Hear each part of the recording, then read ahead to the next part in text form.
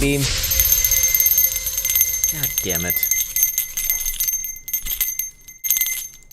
Ring, ring, ring, hello, Simps and Virgins. Motherfucker. And welcome back to Lord Simp Virgin's Cave. That's right, the Lord of the Simp Virgins. I am the simpiest and the most virginest of the whole goddamn cryptocurrency landscape. I'm the biggest virgin in the whole goddamn world. Woo! Anyways, we have plenty to talk about today. Bitcoin going sideways since we last spoke. All sorts of fun stuff to be speaking about in the short-term time frames, actually. And today is actually a bit of a setup, being that it is Friday, of course. Anyways, with that said, I would like to wish you a happy and healthy start to this nice little Friday morning over here from a very dark and dreary Helsinki, Finland.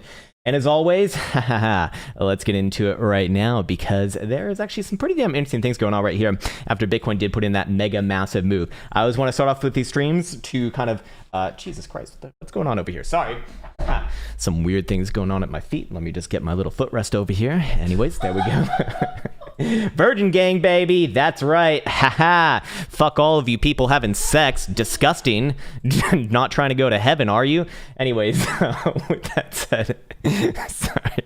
Just having a little bit of fun, man. Anyways, with that said, let's get in the Krown chain application, which we found at app.crunch.net. Oh, I forgot to say the most important things, of course. Hey, wait, what are we looking at right now? Yes, all higher term timeframes more or less good. Can we look at some short-term timeframe pullbacks? Perhaps yes. We'll be speaking about that soon enough. Anyways, in the Krown chain application, what do we see over here? Which, by the way, can be found for free for the price of 0.00 in the link description below. And what do we see? Bitcoin dominance heading up to that 45% level that we spoke about, I believe, last week. Although I still suspect that this does have a lot more upside to go, as we do see this is a Bitcoin-led move. And a Bitcoin-led move is a good thing for the overall health of the market, at least if we are going to be looking at, something resembling past prior macro rallies. And that is, a signal of health. Anyways, with that in mind, fear and greed index at the highest levels that we have seen in the past couple months here. Actually, sorry, not the past couple months, actually just the past month or so right now.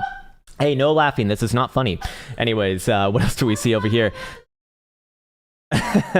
That is a very clever and creative question, sir. Wow, no one's ever asked that on the internet before. Anyways, top 10 best coins over the last 24 hours. Fantom, which I believe we looked at yesterday and we uploaded a video on, and that was mega bullish, looking pretty fucking good. It's looking like we did follow through on that one. Very, very nice. Anyways, on top of that, we do see Elrond, Terra, Near Protocol, Year in Finance actually back on the winners list as well. Algorand, Kusama, Chili's, Bitcoin SV, nice one. All right, maybe it is the real one. Anyways, other than that, it's time to go to the market data tab. We got plenty to talk about over here, of which global funding rate is actually at the highest level that we have seen in, I believe, a little bit over a month now, about a month and a week actually to the day. Last time we saw it around these levels was early September, obviously, when Bitcoin was actually operating on lower highs than what we're currently at right now. So that is a good sign for the overall health of the rally. However, this market is, as you probably know, very much leveraged as always. And you can see that routing over here in the global open interest rate, which has been, the global open interest in this case, not necessarily a rate, which I can remove my face for. And what do you see over here? We're quickly approaching the same levels that we saw in August, just a few months ago. And with that in mind, it's not like super concerning right now, but at some point I would be looking for a little bit of washing of these, and I have to always be very, very careful with the way that I relate these concepts right now, because this, for whatever reason, seems to be a bit confusing for some people out there. All good, I understand. Some people are maybe newer to this market than others, but at the end of the day, this is a concern, yes, but it's not necessarily actionable just yet. And we'll talk about areas of potential action soon enough in those shorter term timeframes. But with that said, we could still see this go significantly higher, obviously. I mean, the last time that we saw this really wash it out was just under 13 billion. For reference, right now, we're just under 11 billion. So we're getting up there, yes. But with that in mind, we do see that the global leverage ratio is actually flat to even in some cases a little bit down right there. So this move is spot led, which is good, which is very, very good, actually, as it does speak towards the long-term health of this rally as well. However, again, a bit of a warning signal for a bit of a washout. Not necessarily actionable just yet, but it is on the board, just in the back of our mind's eyes, or in the back of my mind's eyes, as at some point we will get rid of the over-leveraged people within this market. Those 100xers, baby. I don't think that is going to end too well, as it typically does not. Anyways, I'll put back on my face over here, and let's see what we got going on in the third data tab. I want to see what the fear and greed index actually is. And yes, we are at the same levels that we saw actually late August, early September as well. That was before the last nice sell-off, if you want to call it that. And this is actually rather interesting to me right here. So technically speaking, we are about as greedy as what we saw around that time, but Bitcoin is, for what it's worth, I guess almost about $10,000 higher, actually. yeah, about 10, about 7 to 8,000 bucks higher than where that went, than where those levels were. So that is a good sign again overall for the general health of this current market. And of course, the other major thing that I like to kind of pay attention to over here is of course the hash rate. This one, it's common knowledge that hash rate typically does precipitate price action, and that's still more or less remaining in its nice uptrend and recovering the same levels that we saw pre-China mining ban is a really good sign over here. So with that in mind, I think it's time to go into the shorter term timeframes and come up with some nice little range olas and see what Bitcoin has in store for us today. All right, so looking at Bitcoin right on over here, where did we leave off from yesterday? So yesterday we were kind of postulating a bit of a range, perhaps a test of the downside of that range, of which we did get. I was saying somewhere around low 53,000 bucks. It looks like we got that yesterday. However, I'm not necessarily convinced that this is done just yet. Bitcoin showing a lot of downside angles on the short-term timeframes right here. Again, keep in mind, this is completely different than the higher term time frame analysis. I feel like if you're wondering why I'm being like very adamant about that, it's just because I want to make sure that I can do my best to express these ideas in order to not be misheard. Anyways, in this case right here, what are we looking at on the higher term timeframes just for reference? Well, this is all well and good in the hood as long as Bitcoin's essentially above about 49,500, or if you just want to make it nice and easy, 50,000 bucks. Does that mean that we can have a pullback down around those levels? Perhaps yes, but overall, as long as Bitcoin's above 50,000 bucks, let's call it, I am generally macro bullish right here, mostly because of, well, not mostly, specifically because of the higher term timeframes. That's going to be the 5-day, which just closed last night at 8 p.m. Eastern time for spot exchanges right here. And of course, CME closed it the day prior. Honestly, CME is probably going to set the tone anyways. It's usually going to be more right than wrong in the grand scheme of things. So when looking at this right here, what do we see? I mean, we do see a nice girthy green dildo close. Several things have happened now on both spot and CME, and of course, this is a little bit of what's it called? It's not necessarily necessary to be looking at both spot and CME in my opinion. Although it's good to see them both in confluence with each other, but CME should hold the weight here. And of course, we saw that confirmed the day prior. And what do we see right here? We see a reversal, actually, reversal right in front of your very face. We do have a higher low. We do have a higher high, just by definition of taking out the last 48,500 high right here, and that is looking all good in the hood for the greater and longer term timeframes, which does set in the macro direction right here. Obviously, you want to see the weekly fall through as well, which will be closing today for CME, and then Sunday at 8 p.m. Eastern time for spot price action, and basically anywhere above about 53 to 54,000 bucks is going to look really good coming into end of this month. Now, again, does that not mean that the short term timeframes can't pull back a little bit? Well, obviously fucking not, and so let's go into it right now. I'm going to be working off of a fresh chart today because, well, it'd be a good time to be doing that. And what do we see going on in the short-term timeframes over here, namely the hourly, which, by the way, during these more volatile times, the hourly is really good. Actually, on that topic, and before we talk about the shorter-term timeframes, I should notify this as well. We do see that the 5-day BBWP is coming down at the same levels that we have seen that have, well, essentially spun upon some pretty mega moves in the past here. Now, this, of course, is direction neutral, but based off the current trend, which typically does set in the bias for an expansive phase of the of volatility, I would be looking for this to very likely come with some upside. We can obviously explore some downside targets as well, but again, as long as Bitcoin's above 50,000 bucks, I do not look at those as actionable. I don't look at those as relevant. That's kind of like my line in the sand for the higher term timeframes right now. Anyways, we saw the same levels being hit in actually late July, and of course early May as well, and then a few times over here in 2020, late 2020 that is. And let's just kind of measure out what these moves were giving us in the past, as this last one did essentially get the bear trap back on over at about 30,000 bucks and led into the next about almost 2-month rally all the way up to well, just above 50,000 bucks, and that was a 71.25% rally right there from bottom to top. To be fair, on a closing basis, maybe a little bit less than that. In fact, I would like to know the more the more conservative estimate of this. Still 60%, still pretty fucking good, I'd say. And of course, the time before that, we did see this come with a downside move. Hey, what do you know right here? We did have a lower low. We did have a lower high. There's your trigger for that one. And from top to bottom, pretty much on that straight move, about 40%, and then all the way down to about 46.5%. Very, very interesting right there, of course, as well. Then we saw several, a couple more times in late 2020 right on over here as well. And these ones were of significant interest, mostly because, well, these ones coming in with a almost immediate gain over the next couple months from this October base right here. Actually very similar in sort of the timing nature of this, by the way, of about 86.5%.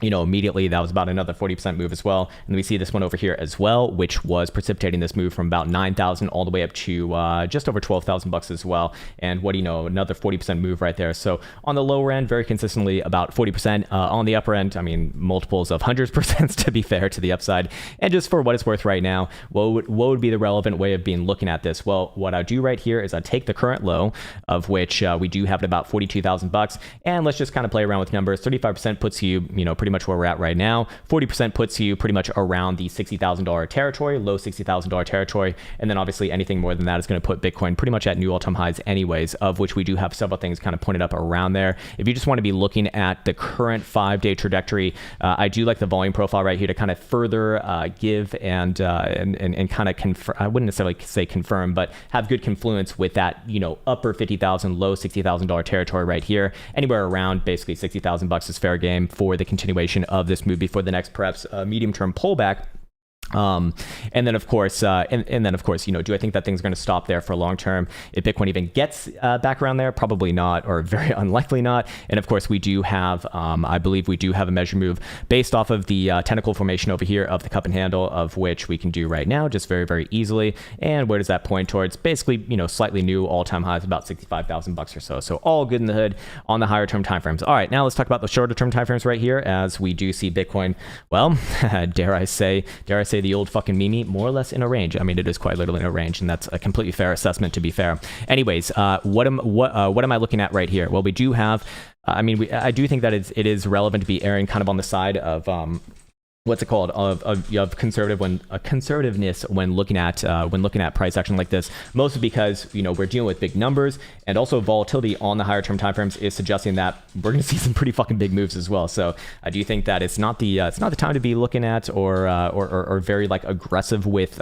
marking off these ranges. Really want to see a closure above or below these regions right here for the next sort of actionable moves. In this case, if it comes to the downside below about 53,700 or so, I would be looking for Bitcoin to come back down, fill somewhere around 52,000 bucks in this case. Anywhere between there and 51 is fair game. Again, as long as Bitcoin's above 50,000 bucks on higher term timeframe closures, good. Good, essentially. To 50K, good. Under 50K, bad if you want to be bullish. Make it nice and simple right there. And of course, for Bitcoin, targeting that next extension towards the upper $50,000 territory, low $60,000 territory, which, by the way, someone corrected me on that yesterday. I'm going to be very fucking dyslexic with these numbers because I just have issues, I guess. And please understand that if it doesn't sound right, it's probably because it's not right. It's probably because I actually did dyslexia fuck it up, and well, it's gonna happen, man. Anyways, with that said, yeah, low 60s is probably where to be looking towards. And upper 50s, low 60s, essentially like 59 to 62 or so, and then probably medium term pullback from there, and then judge it onwards and forwards. So with that in mind, let's see what the other lower term timeframes are looking like right here from a momentum oscillator perspective. We do see actually hourly BBWP is on the floor at about 5%. So we're very likely looking for a move outside of this range today. If this comes with a downside resolution, again, looking somewhere around, let's just call it 52,000 bucks, give or take 500 from that number. And then of course, if we do go into, actually the hourly jewel is given a little bit of a downside signature. It's not like the best one right there. I want to see it nice and well curved. We don't actually have that, which is kind of throwing me off right there. But 4 hour, we got a little bit of a downside curvature there as well. Not necessarily actionable. And of course, on the 4 hour, we are seeing this come in on, of course, contracting volatility right here as well. So again, if Bitcoin does pull back, just looking for higher lows, man. That's that's the name of the game right now. The trend is your friend if you just let it be. The trend can quite literally be just your friend. And actually, we're having a good discussion about this in the Discord earlier today. Someone was asking, I forget who it was. I kind of want to call them out just to give them credit for starting a good topic, but someone said, is hodling a meme in basically bull markets or not? It's like, kind of not. Is hodling going to be the best strategy in just a straight up market? No. Is it going to be the worst strategy? Certainly not. Is it going to be mostly profitable? Yes. But the problem is that when you talk about hodling, people will say something along the lines of, hodling essentially outperforms trading or whatever strategy you might be using, and that is only a half truth, because when you do talk about hodling an asset, you only talk about hodling it. And the problem is that your profits are only realized when you get out of your position. And the problem with hodling, or just having a straight hodl, I guess, ideology, is that you don't know when to exit. And if you don't know when to exit, then those profits are not realized. So that is why I actually do like, especially in trending markets, moving averages, just really, really simple stuff, really realistically, especially on like the 12-hour and in daily and above. Kind of keeps you in the trade. It's not super sexy. And then kind of, maybe align it with a few other tools, of which I typically show as well. So, all of that is kind of what I like to do in these general just trending markets right here. But overall right now, Bitcoin, if you're looking at the short-term time frames, that's just not relevant to you. So you got to pick your edge, of course, and then roll with that. But we can go over here and check out momentum oscillators as well on the lower-term time frames, of which I should get off of maybe Ethereum right there and go over to Bitcoin. And what do we see? Bitcoin's hourly Stokes will actually turn back up above 100 right now. Let's see what the bi-hourly's at as well. 53,900 here too, so kind of coming around from the same areas. 4 hours going to be down as long as below 54,750 looking like, so not happening at least on this next closure most likely, although we should be aware of a nice trend line coming in right here, which would be right at the edge of the bullish control zone as well. And that would imply obviously this comes down a little bit further. Does Bitcoin correct on price action alongside that? Probably yes. Assuming that you do lose that 53,700 level on an hourly, maybe we could also do the same thing on a 4 hour as well and come up with some areas of interest. But moving on to the medium term timeframes, what do we see right here? 12 hour coming down actually rather hard as long as below 55,400. Of course, though, I don't look at this as, again, super actionable until we really start to get back down below the critical zone. But you do see that this is combined with a pretty critical read on, of course, HVP over here as well. So, very, very likely to go into a bit of contraction phase, whether you're bullish or bearish, ranging here on the medium timeframes, and probably does play at a bit of a short-term time frame move is kind of what I'm looking at right now. Might be a somewhat boring Friday, to be quite honest with you. Really setting up for the next week to come is what I'm thinking right now. Anyways, daily, same thing as well. Going to be crossing down with closure below 54,200. Certainly not out of the question if that Bitcoin can't, get back up above there. And same thing over here as well. I don't really look at this as actionable until you get back down below the critical zone. Until then, it's typically like a strong move, similar to what you saw back on over here. You can see that it can use the critical zone as a bit of a support for that. And in this case, for reference, that took you up all the way from the move, like literally at 37,500 through fucking 53,000 bucks. So more than a $10,000 move was kind of, put on that one. And again, it's not until you actually get back down below the critical zone, then reject it, where it really does become rather actionable in that case. So again, all higher term timeframes still more or less good. Just potentially looking at short-term timeframes, pulling back here, and again, a non-emergency, if you would, or at least I would consider that a non-emergency. There's really only, at least in my opinion, emergency potentials below about 50,000 bucks. For Bitcoin right now, where you're, if I'm looking at a 4 hour right here, I start to get a little bit, start to get a little bit on edge below about 50,000 bucks, especially on a 4 hour closure. That would not look too damn hot. Anyways, for what it's worth, do we see any sort of divergences formulating on the short term timeframes right here that can give us a bit of a bias on current short term direction? Not seeing anything on the 4 hour just yet. Could potentially put in some hidden bullish divergence if Bitcoin were to put in a local low right here. We don't have that just yet. Where would be the earliest time that you can confirm a local low? Back above about 45. Again, that's a dyslexia talking. Apologies. 54,700 right there should do it. And then imply move back up to the highs of this rally, about 56,000 bucks, and probably does break to that point. That would be a pretty damn good setup. We're obviously about 1,000 bucks away from it right now, but hey, that's what I need to see in order to confirm something like that. Maybe the buy hourly already has it potentially in here as well. No, actually, the buy hourly would certainly disagree with that, so perhaps a little bit less likely to be happening right here. Probably does explore a little bit more of the short-term downside range. Although again, I'm not too married to these ideas right now. It's really a focus on the higher term timeframes here, as Bitcoin's done very significant things over the past week and a half now that have really set in the biases for the months to come, realistically just the rest of Q4, if you will. Anyways, should also be aware of this as well. Of course, if you believe in the Brocs in the sky, they're up there, definitely. As Jason Pazina says, we got a Bear on Muna coming in from a day or two ago. And, well, fair enough, take it as you will. As you can see right here, results have been pretty damn good, to be fair. Have to respect that. I'm a results maximalist, not necessarily any specific indicator maximalist. In this case, kind of hard to argue with this, I suppose. But again, if this is going to produce any sort of nasty downside moves, I would realistically just be looking for higher lows. Anywhere above 50,000 bucks is completely fair game and completely fine as well. So You could even move that down to 49.5 on a lower term time frame if you are insistent of using something like that. Anyways, is there anything else that I want to get into right now? We spoke about volatility, we spoke about trend, we spoke about momentum, we spoke about Bitcoin. Let's speak about perhaps traditional markets really quickly. I know that these don't necessarily seem to be too correlated, and I don't believe that they're correlated right now. I think that they are uncorrelated as of a couple of weeks, or realistically, like the last couple of months here. The traditional market's just been straight to the fucking moon. Bitcoin more or less on the lows. Anyways, looking at Nasdaq right here, we did hit our $15,000 target from yesterday. I don't really have any major proclivities on this one just yet. We do have economic data coming in a little bit later today. I believe it is fucking payrolls or something. I'm sure something like that is going to be coming in today, and the market will move on that. However, there is a pretty obvious setup right here. If Nas does take out yesterday's high, and especially closes the daily dodo back above $15,000, I would be looking for the bounce to continue into next week, somewhere around 15,250 to 15,300 first and foremost. Maybe if we go down to the lower term time frames as well, we could come up with a bit of a range here as well. Below 14,800 or so, I would start to look at this as yet again another failed rally, looking for another retest of lows after that. But until then, I don't think that there's going to be too much going on right here. That one, of course, will move off of that data very, very, very, very, very likely. And who knows what those fucking numbers will be? They're always a surprise, aren't they? Not always, of course, but it's always about expectations versus the actual numbers themselves. For right now, the rejection of the 21 yesterday is actually setting this one up for another downside trade, but I would say it's not actionable just yet. There's going to be a lot of focus on the weekly closure here, obviously, of which the weekly, if it closes something like this, probably looking for a bounce into next week. I still do think that this one's probably topped out, at least for now, and we very likely do work our way down over the next month or two, down below $14,000.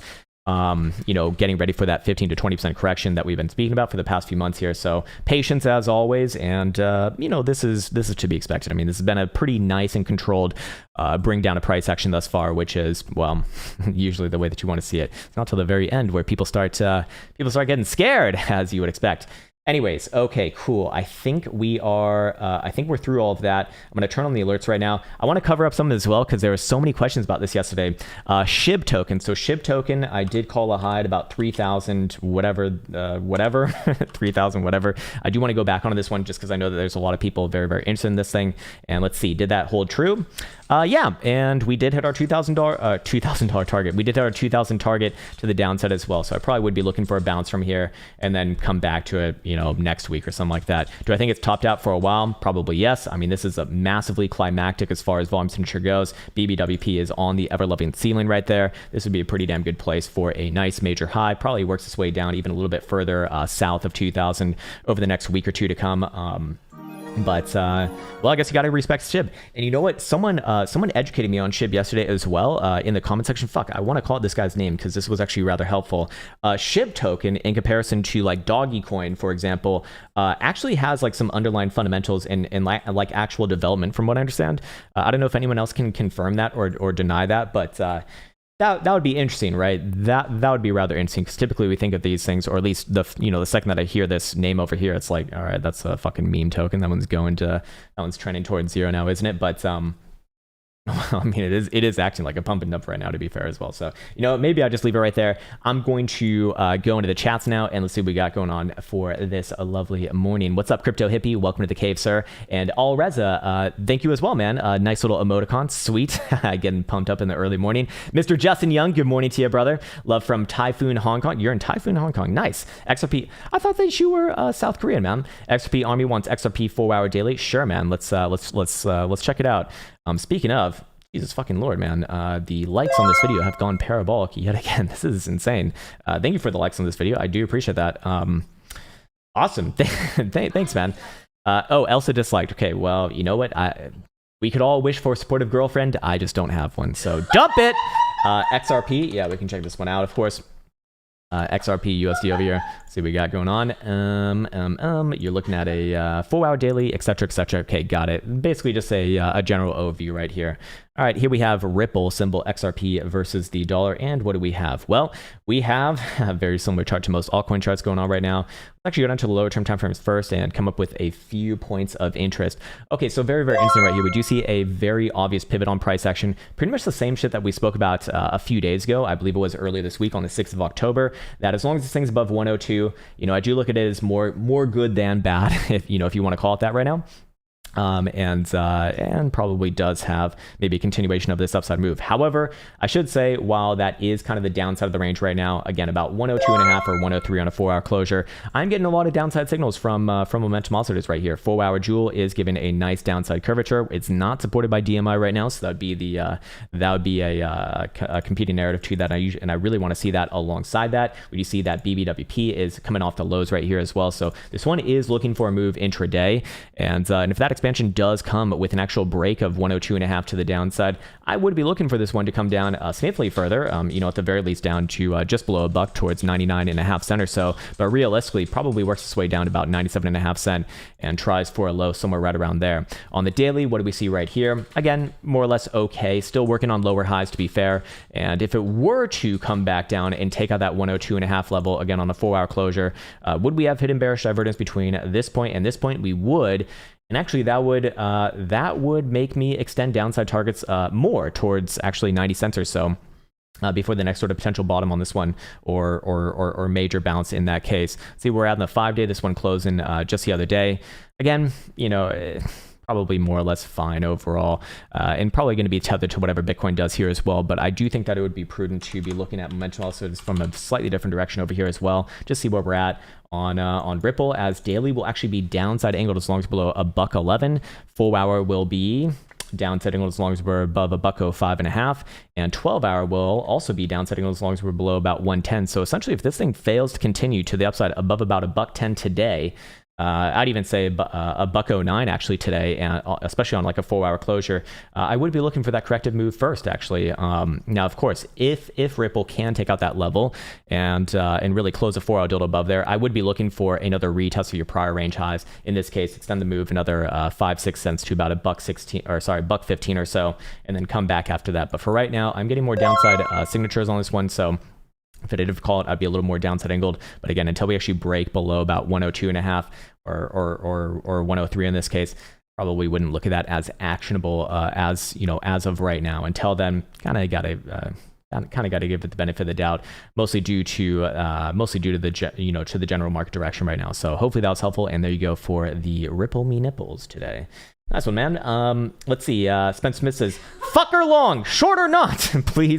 Please, love, wishing you all good self-health and wealth first. Hey, thanks, man. I appreciate that. Then gains. Hey, there we go.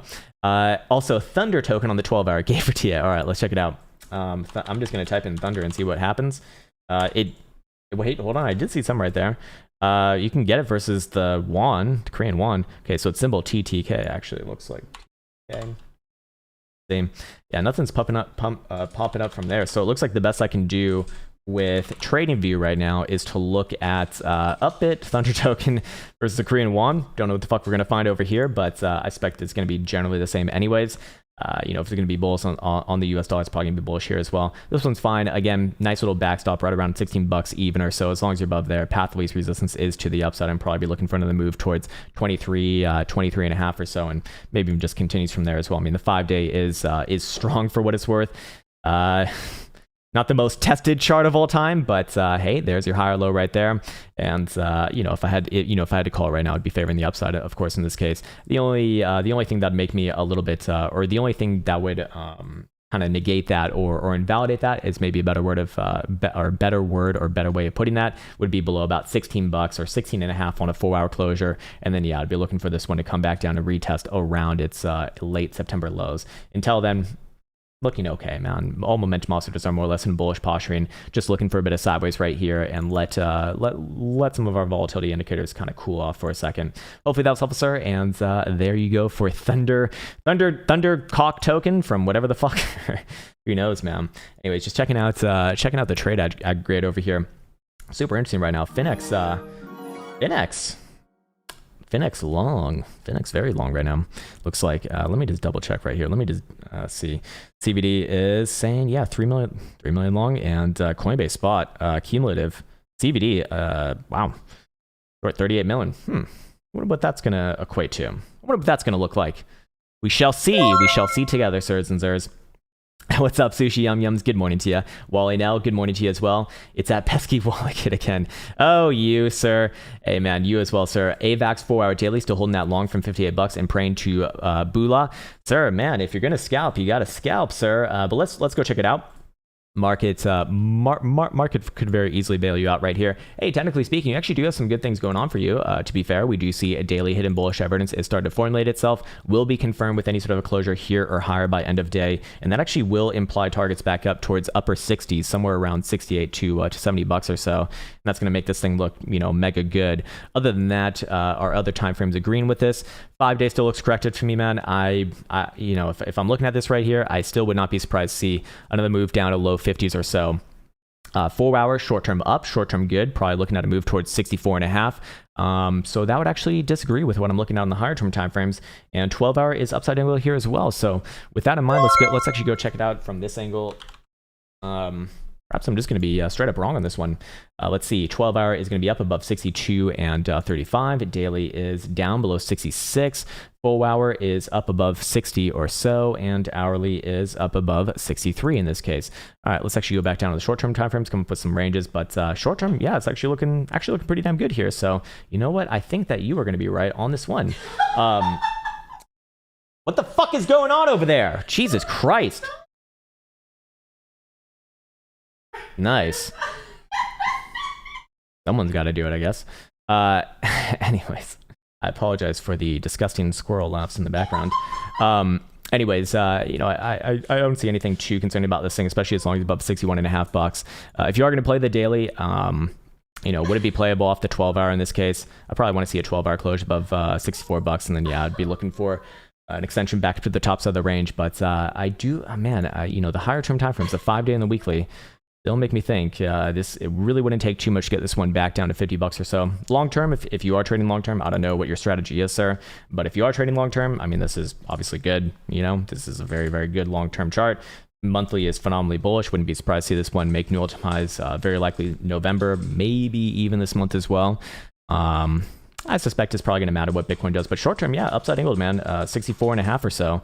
And that's probably going to bleed into the daily at that point. And at that point, that's going to look really, really good. So, hey, congratulations, man. Great trade. Great fucking trade right there.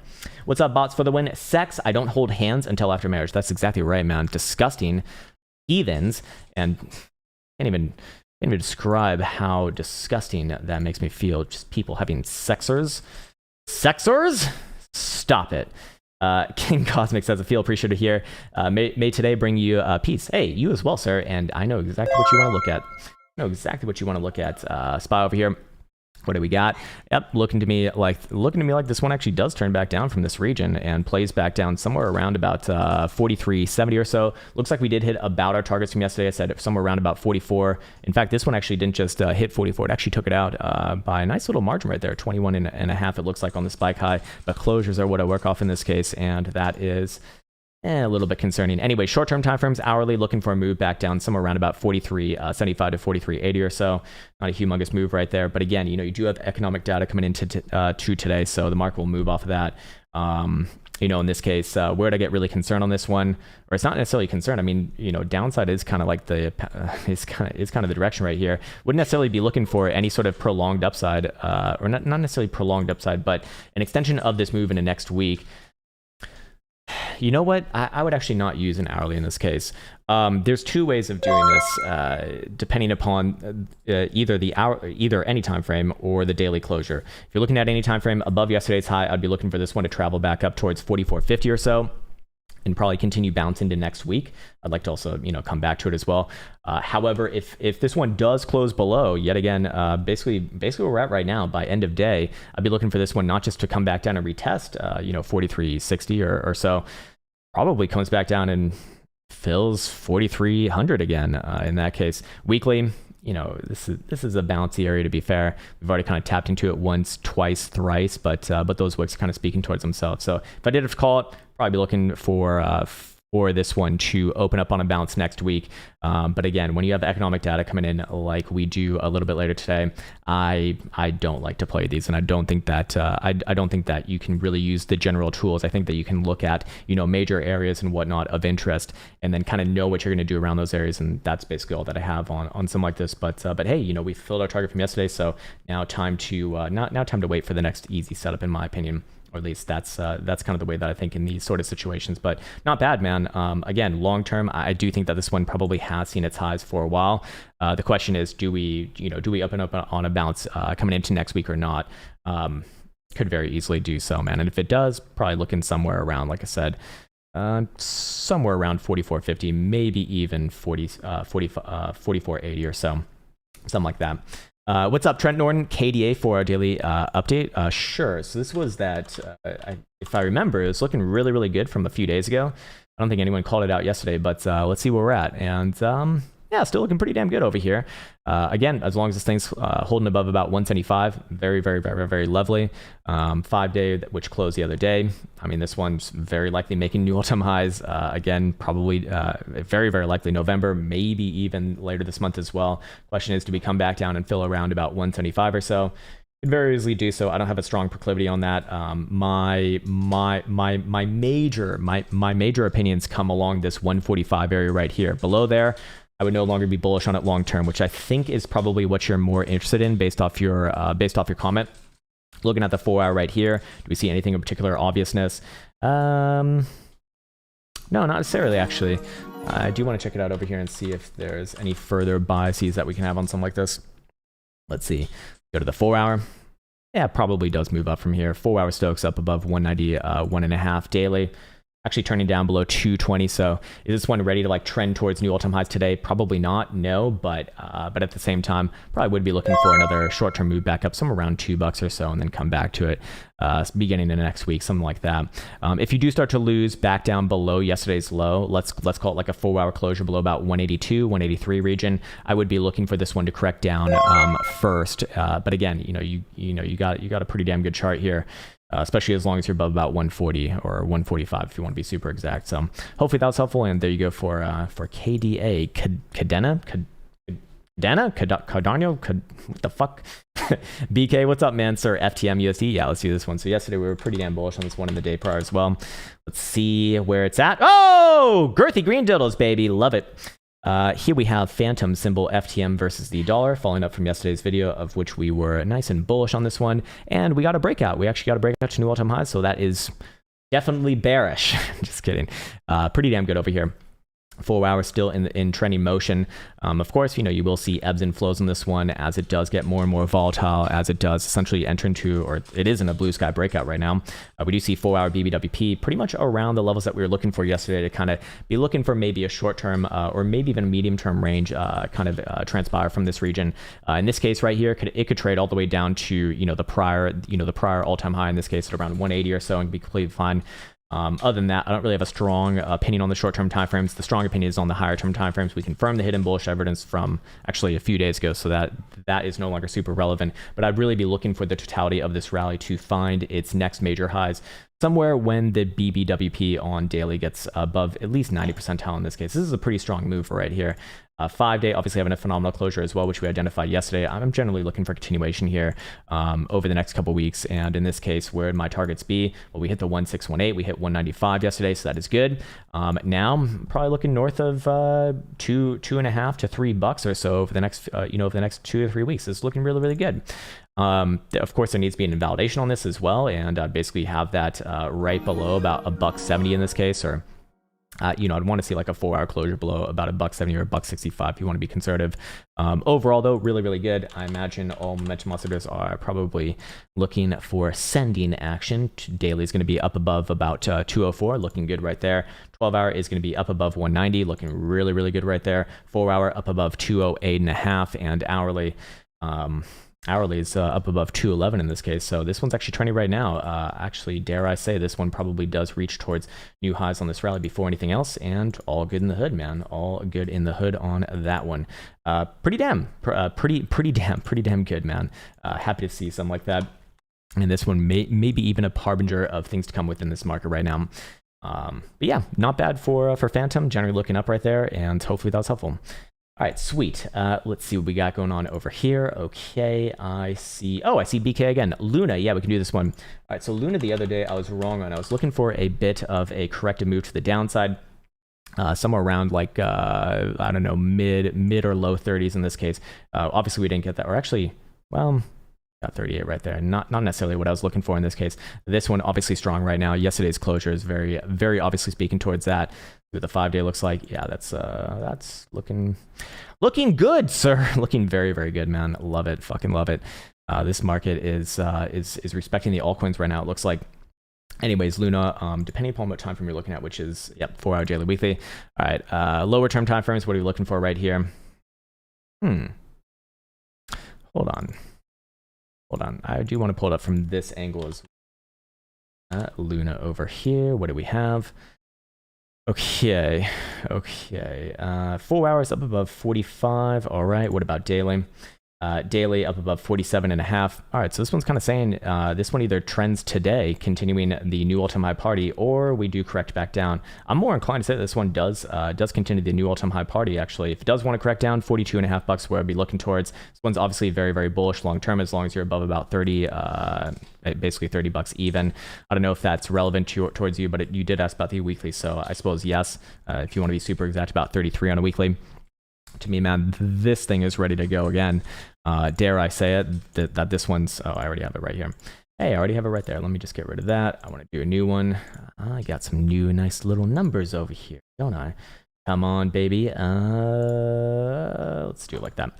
Let's see where we're at. Okay, let me get rid of this one as well because it's relevant, but got some bigger because we are looking at like kind of a macro move right here. Yeah, somewhere around about 58.5 is kind of where I'd be looking for the next sort of medium term high on this one. Until then, do you have an invalidation point right here on the shorter term timeframes? Yeah, absolutely below about 42.80 or so. As long as you're above there, I'm generally looking for this one to go sideways and up. Looking good, man. Looking good. Probably even makes that move into the weekend as well.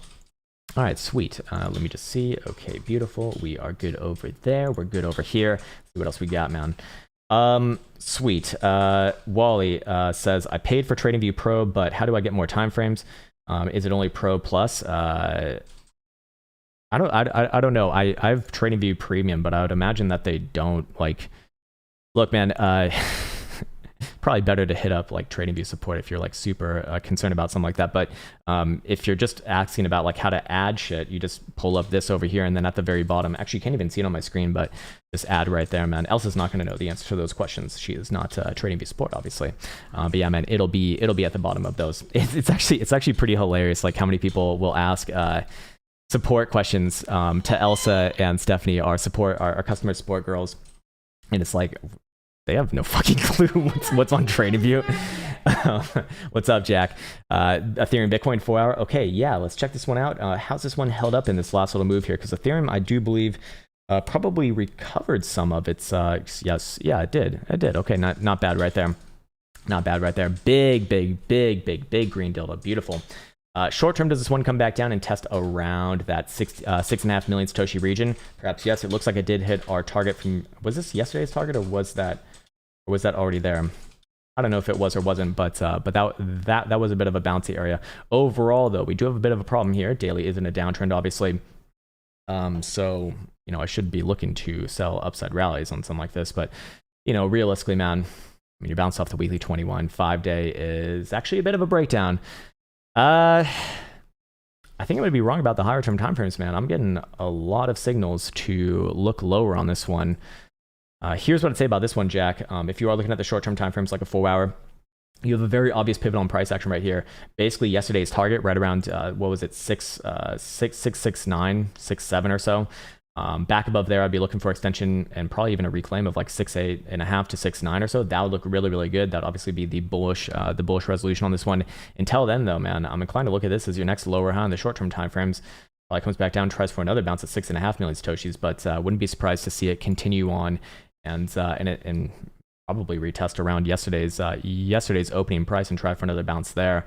I'm getting some like actual downside signals here on the 5-day and weekly. It looks like for perhaps a move down somewhere around low sixes. That's kind of like the line in the sand for me being macro bullish on this one. So I'd really like to see it hold above those regions. But yeah, it would be relevant for me to say that the higher term time frames, namely the daily, 2-day, and 5-day, are starting to turn down right here. So short term bounces, not looking too hot right there, man. Really wanted to see it hold above about 6.8 million satoshis a few days ago, and that was kind of a critical one for me. And now I suppose I'll have to kind of change around some of my higher term time frame views on this one, because, well, this one is starting to not look so damn hot. I'd really like it back above about 6.9 million satoshis. Until then, looking kind of sideways and down from here, man. And of course, be aware of the invalidation on the shorter term time frames as well.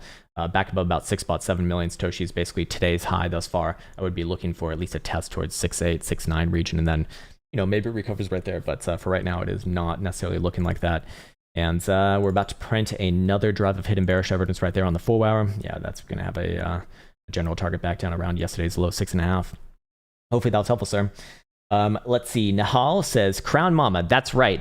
Mama's here, baby. It's like everyone tries to be badass and be like, I'm your uncle, man. I'm your daddy. I'm your fucking mom, baby. Sounds weird. Ripple Bitcoin parent, not liking it, man. I don't think I'm gonna like a lot of these Bitcoin parents, man. I don't think I'm generally looking at Bitcoin dominance chart. I think that a lot of these parents are on their way to getting absolutely fucking wrecked. Yeah, weekly's a breakdown. I mean, weekly's just continuation here. 5-day, same shit. I'd be looking for this one generally to come back down towards 1750 low. Probably try for another bounce there. I'm inclined to say it's probably just going to be that, just a bounce. Looks like these things are not gonna bode too well if Bitcoin really starts to take off on the macro scale right here. The only way that I get bullish back on this one is back above about 2,800 on a monthly, man. And this one's about to print another drive of hidden bearish divergence. I'd even say that that's, it's not front runnable just yet, but below 1750, it certainly will be. And that's going to imply a move back down to your prior like macro lows in this case. Just for right now, though, I probably would be looking for a move towards 1716 or sorry, 1760 is what I'm trying to say. Short-term time frames, kind of similar to Ethereum Bitcoin, back above about 2,000 satoshis. I would be looking for this one to put in another rally attempt, somewhere around about 2075 to maybe even 2100, and I'd invalidate my higher term time frame bearishness on this one back above actually 2100 in that case. So that, you know, a little bit of hopium on the other side as well. I don't necessarily think it's going to play, but that's kind of where I'd start to change my opinions on that one. Hopefully that was helpful, sir. What's up, Gemini Athlete? Ren 4-hour and daily. Okay, Ren USD right here. All right. Let's see. Daily just stair stepping its way up. 4-hour, not super interesting right here, to be fair. I mean, it's holding up well. Like, it's not, I feel like I'm making it sound like a bad chart. It's not a bad chart, obviously. Higher term time frames are generally bullish here. The question is, do we correct it downwards first before another try to the upside? Well, daily, yeah, daily has a pretty obvious pivot right around about $1.04. Same thing on a 4-hour as well, below about $1.09.5. If you do lose $1.09.5 on a 4-hour closure, I would be looking for this one to come back down and test around about $1 even. At that point, do you close the daily below, what was it, $1.04 or so? If that happens, I would extend downside targets significantly down to about 85 cents. Until then, sideways and up is the name of the game. I'm getting some downside signals here, though, to be fair, so I would express a bit of caution on this one. However, I'd really only be looking for continuation. In this case, I think it's to new all-time highs. No, sorry, to your prior all-time highs in this case, somewhere around about $1.40 and maybe even extend to 172 with a 4-hour back above basically your last range highs at $1.25, $1.26 or so. Until then, man, I actually do think this one looks a little more corrective to me, or at least to my eyes here. Let's see what it looks like from this angle. Yeah, daily's down below 127. Okay, so that is a good, that is a really good pivot for, you know, another test around your prior all-time highs. I don't think it's happening right now. It probably happens maybe November. 5-day, what do we see here? I mean, 110 is magical number. Weekly below about 122, 123 or so. Currently trading almost 10 cents below on a $1 number, so kind of a big deal. 4-hour is up above 111. Okay, we're above that right now. And hourly's doing what? Hourly, please respond. Down below about 115 or so. I'm mostly looking sideways here, man. I don't think this chart's too interesting today, to be honest with you. But whatever direction Bitcoin chooses, I mean, this one's going to generally follow. So just be aware of that. Probably easy to watch Bitcoin in this case. If I had to guess in very, very short term, are we going to move up here? Is this the time? Is this the girthy green dildo party that I was invited to? Yeah, there you go. You just lost your hourly jewel signal as well. So that was a good indication that was not going to be the right call. Anyways, let's see what else we got, man. Cameron, good morning to you, man. King Krown, if a swarm of first graders were after your life, how many would it take to get you down? If I could... Look, man, I think I could take about nine first graders and wreck them up. Would you... Here's my question to you. Would you rather fight a bear or 10,000 spiders? Please respond. EGLD Daily. Let's check what Elrond's doing today. Elrond versus the Derper. Good. Hey, good. Not bad. Here we have Elrond versus the dollar, and we do see a bit of an hourly move going on right now. In fact, that's going to bleed into the 4 hour as well, and I would be looking for this one to extend very likely all the way to about 280, maybe even as much as 290 before the next perhaps short-term pullback. With that said, we have a really, really good setup right here, just general uptrend, obviously. 4 hour BBWP is, of course, expanding as well alongside trend continuation. 4 hour, some phantom drives of bullish divergence over there as well, which is good. And daily even has a drive of hidden bullish divergence about to populate itself with any sort of a closure above 260 today, certainly, which will imply targets back around your prior time highs in this case. This looks really fucking good, man. This looks pretty fucking good is what I'm trying to say. You know, you got something like this going on right here, of which I guess I've already done a bad drawing of, but we could do another one, I suppose. Why not? Doesn't hurt. And probably would be looking for a breakout, maybe over the weekend or into next week, with a technical target of about 360 or so. Apologies for the laughing in the background. I know it's fucking annoying because it annoys the shit out of me too. But you know, this one's pretty damn good. Invalidation obviously below about 230 or so. Looks like we got a corrective target from a few days ago, back down to about $200 as well. So it's a really, really good response right there. I really have no reason to be looking at this as a failure as long as you're above those levels. Looking at it from this angle as well, I expect it's looking pretty damn good, but just want to check. What do we see right here? Hourly up above 267. Okay, looking good right there. 4 hour up above 250. Looking very good right there. 12 hour also up above 260, and daily 262. Yeah, man, I'm generally looking for this one to continue onwards and upwards here. 5 days actually even to cross up as well in the next closure above 260. You know, might spend a little bit of short-term time around the 280 level, but overall, really good chart right here. It's interesting, like, what the fuck is this thing and what does it do? Because I mean, this is that is a Link-esque type chart going in from 2019, actually. Really fucking good. Hopefully that was helpful, and there you go for Elrond. Nice one, man. AAP. Better be sorry. Squash the spiders with your flip-flop. 10,000 of those bitches? Man, you're gonna get fucking swarmed. I want to remind you, you get access to no weapons, no fucking flamethrowers, man. Those spiders are coming at you. Or a bear. I think I might even take the bear. I might even take the bear. I'd rather die by a bear than a bunch of fucking spiders, man. Those things are going to eat you really slowly. It's going to be very nasty.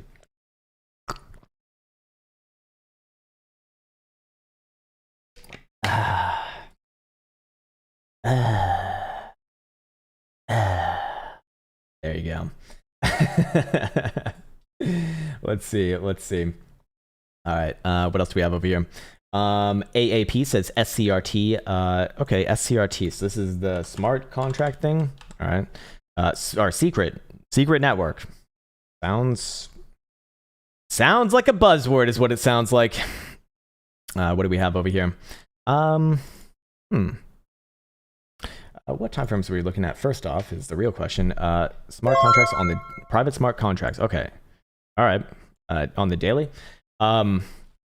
I mean, it is looking generally good right here. The question is, does it correct back down to like 290 again before this one tries for a move? In this case, yeah, towards your prior-optimized. And we see a lot of these similar charts. Actually, hold on.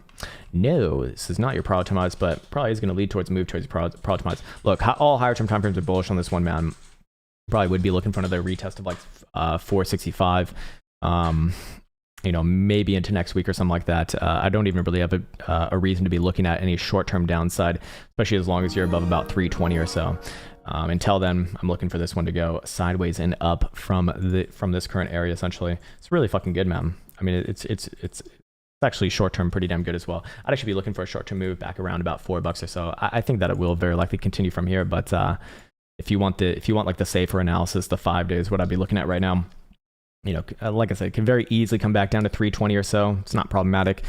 My big biases are on continuation. In this case, pretty much around your probably time high, or at least the highs of this past rally right here. And at that point, probably going to have a little bit of short-term pullback. Realistically, though, it's probably going to go for the probably time high, maybe into like later this month or early next month. I mean, this is a really, really good setup. This is a good chart, very nice and constructive. Let's see. Mr. Dr. Roxo says, hey, Mr. Krown, can you check out Harmony 1? Okay, just one at a time, man. We really can't handle more than that because there's a lot of people here, and you know, do have to be fair to everyone.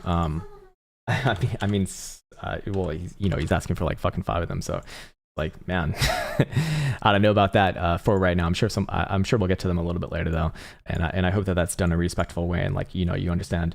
Anyways, Harmony looking good, man. I mean, most of this market's looking really fucking good right now, to be fair. Looking at daily RSI, we do have another drive of Fantom hidden bullish divergence in this case, with volatility pointed up, and we do see all momentum also basically bullish right here. I'd be looking for this one to probably break out and try and move short term towards $21.5 or so.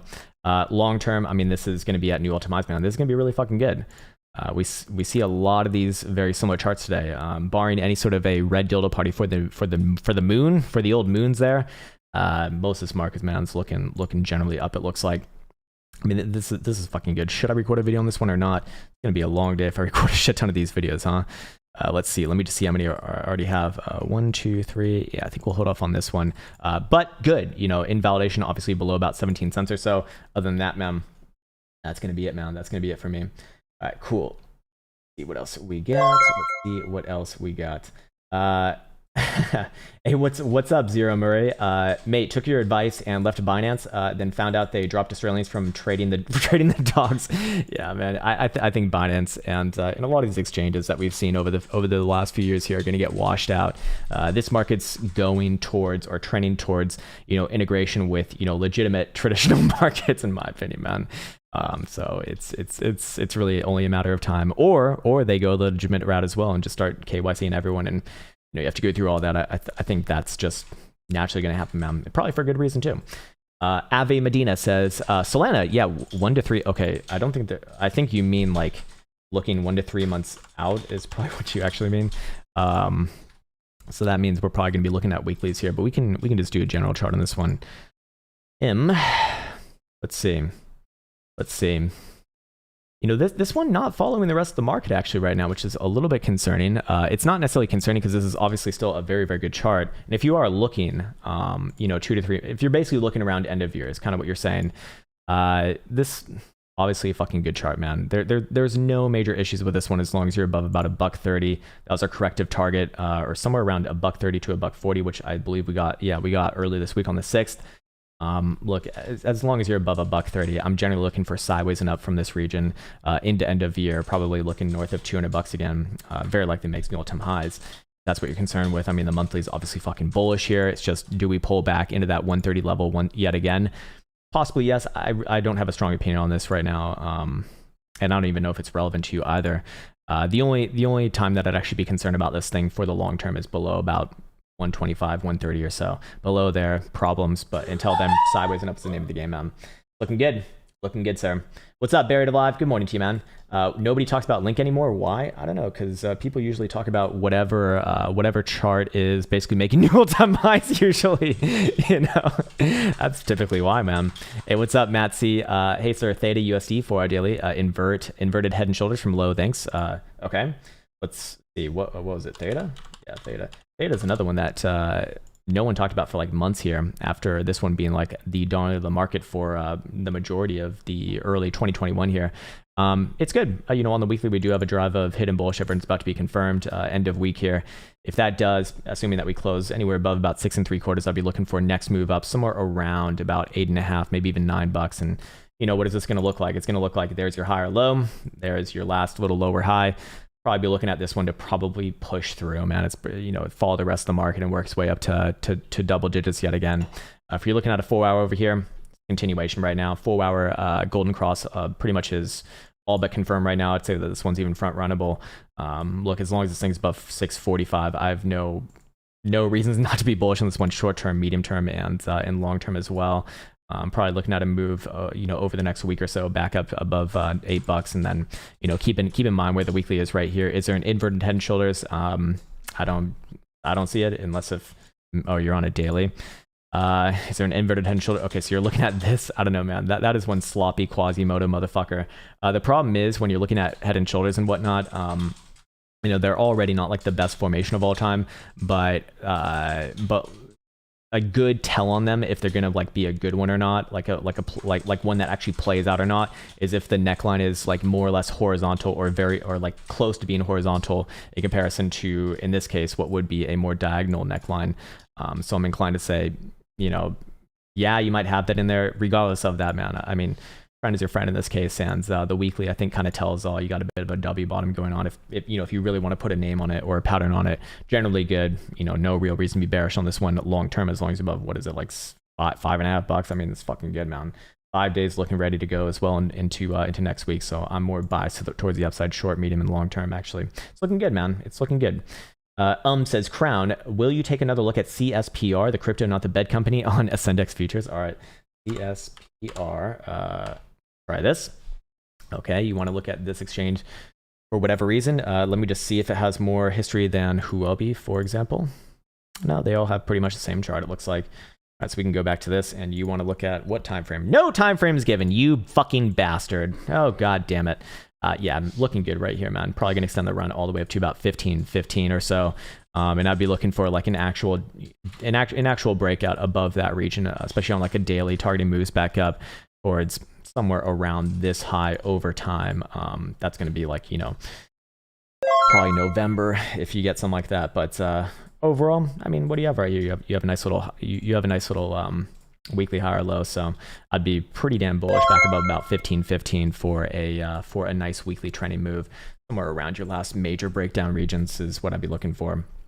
Assuming that condition is met, I mean, I'm generally kind of angled towards that. Where would invalidation be? Below about 11 cents in this case. So hopefully that was as clear as possible. What's up, Mario? Can you take a look at Amazon? Yeah, let's look at some stocks, man. I'd love to look at some stocks, actually. Amazon, let's see. Well, I guess you just want to look at it, huh? Still, I don't know when I made this chart, man. It must have been a long time ago. It must have been like way back on over here, because I have not looked at Amazon. I know at least for like a month and a half. Anyways, still playing out this right here. That's generally good. I'd probably be looking for next move up, probably back around about 3,400 or so. I don't necessarily know which time frame you want to go off of right now. Short term, does it come back down and fill the gap at 32.65? Yeah, very likely yes. Might even give you another try back around 3,200 or so. So it really just depends what time frame you're looking at right here. But I do like this one, especially as long as it's above this 3150 pivot. So, do we get another test back down around the lows first before anything else? Probably yes. Do I think that they're going to hold again? Probably yes. Do I think it's going to rally from there? Yeah. I'm generally looking up from here, back around about 34, maybe even 3,500 or so, and then come back to it after that. Obviously, you got your long-term breakout above about 3,500, and then your long-term breakdown below about 3,150. But until you hit one of those pivots, I don't think you're doing anything more than just consolidating within this region. Monthly is a little bit more on the distributive side, to be fair. Bless you, sir. Be quiet. Just kidding. Monthly actually is a little more on the distributive side, but then again, who's going to be the first person to call a reversal on a chart like this? Not fucking me, man. Not fucking me. So, I'd generally be looking probably up there, man. Cooley says, Nimiq, please, your price targets and thoughts. Motherfucker! Time frame, for the love of fucking God! Sorry, man, but I don't know why whenever someone asks a question like that, it just triggers the ever-loving shit out of me. Okay, first off, when you talk about targets, a 5-minute target is going to be massively different than a daily target, for example. And second off, I am not a financial advisor. This is not financial advice, and I don't know what the fuck you're trading. I don't know if you're scalping. I don't know if you're trend trading. I don't know if you're buying and holding for the rest of your life. As to which I'd question why you've been asking me to begin with. If that's the case, I don't know. Again, I don't want to sound unappreciative because, I should also be, I should also be, what's the word? I should also be humbled that someone even gives a fuck about my opinion to begin with. But look, man, I don't know where you're going with this, to be honest with you. Short term, do I think it's going to bounce from around this region? Probably yes, 6,500 or so. What? 6.5 or so. Short-term time frames coming down here. Again, I just don't know which time frames are going off of right now. Short-term time frames are coming down somewhere around probably 6 to 6.5%. Probably tries for a bounce there. You close the daily anywhere below 6.5 cents, and I'd actually look for targets down to like 5.25 to 5.5 other than that, I don't know which way you're going on this one, man. So I don't really have a good I don't really see how I could have a great answer for you. Now, long-term time frames are good. I'd generally be looking for this one to move its way back up towards I don't know, what is this, almost 1 cent over maybe the next few weeks. But I just don't like a chart like this, man. It's massive wicks out of fucking nowhere. Seems to me a little bit questionable. But if you're just talking about short term, yeah, do you think it's going to come somewhere down around about low 0.6%, try for a bounce there, and then come back to it later? If it holds there by end of day, probably looking for this one to work its way sideways and up towards those upside targets maybe over the next month or so. Other than that, man, I really don't know where you're going with this one, and I hope that I can do that in a little bit more of a respectful way. Hey, man, it might be a good idea to include some time frames, maybe even some tidbits as to like what you're actually looking to try to do on a very highly esteemed altcoin like this, because I'm sure it's an ex Bitcoin as well. I'm sorry, man. Spencer Smith says 1,000x leveraged my only son on futures options expiring tomorrow on your hair. He's fucked. Dump him. It was actually Thundercore. Oh, Thundercore. Okay, Thundercore. Okay, so lol facepalm. So this thing.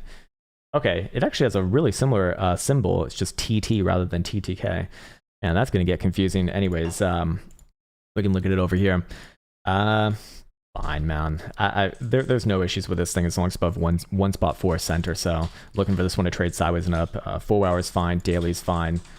Pretty much all time frames looking up here, man. You love these just god awful charts, man. You don't have to trade these things, you know. Probably be looking for it to work its way back up towards just under 2 cents or so. Yeah, man. Invalidation obviously below about 1.14 in this case. 4 hour even has hidden bullish evidence right here. 4 hour Jules probably get another upside signature as well. So take that as you will, man. Hopefully that is in some way helpful right there. For Thundercore, Thunder token, Thundercore, whatever Thor. Super Groovy says everyone all in Shiba Inu right now. Hello, sirs. Can we take a look at Avax? Sure. Go check this one out. And I've been really wanting to see this one down into the 50s, but just doesn't want to do it, man. Just doesn't want to do it. No, we already looked at this one. Yeah, we already looked at this one at the request of Wally. Why does this chart look different than the last one that I looked at it though? That's bizarre. Look, if it closes here or higher by end of day, I'm looking for this one to work its way back up towards upper 60s. Until then, I mean, lower term time frames, yeah, they're pointed up right here. I think I'm going to be wrong about this one, man. Below $60, I would say the $50 correction is going to play out.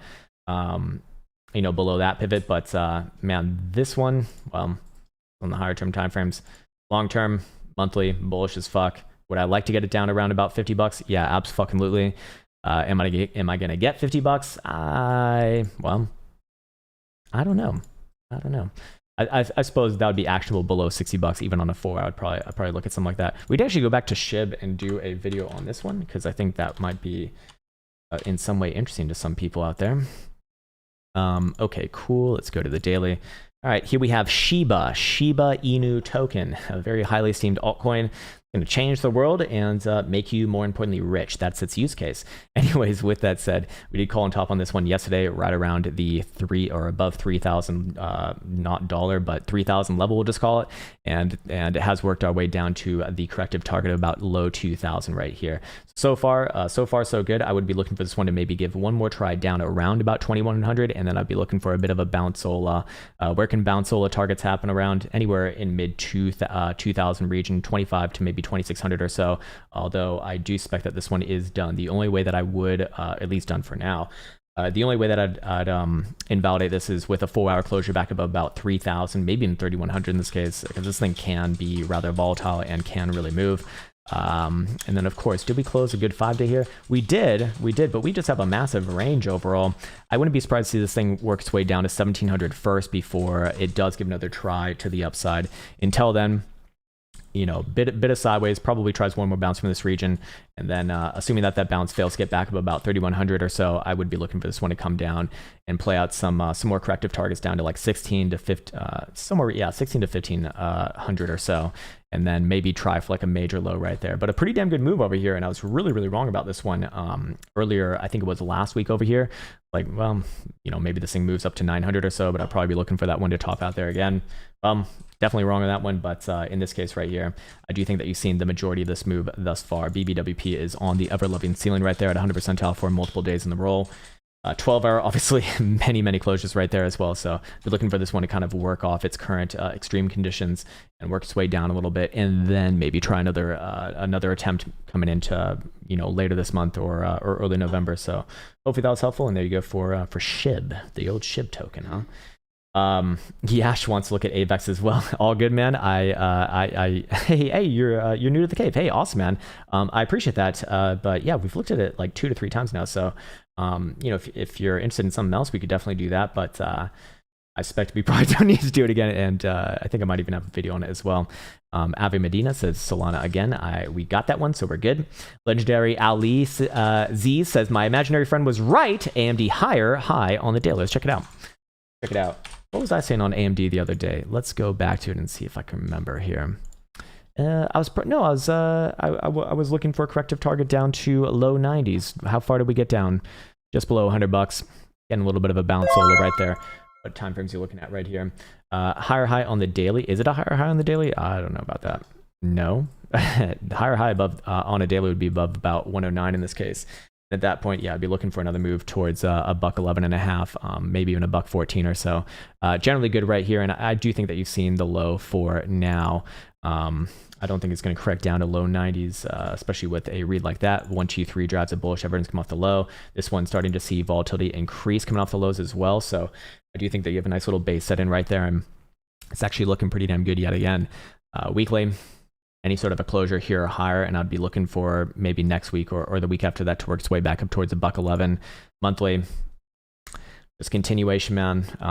You know, if this one does turn back down around, still 92 to 93 bucks is where I'd be angling my cannons towards. But for right now, man, this is probably fine. The question is though, if NAS corrects a little bit more, will this one go with it? It seems like it doesn't really get affected that much. It's been very good here thus far. Definitely not as nasty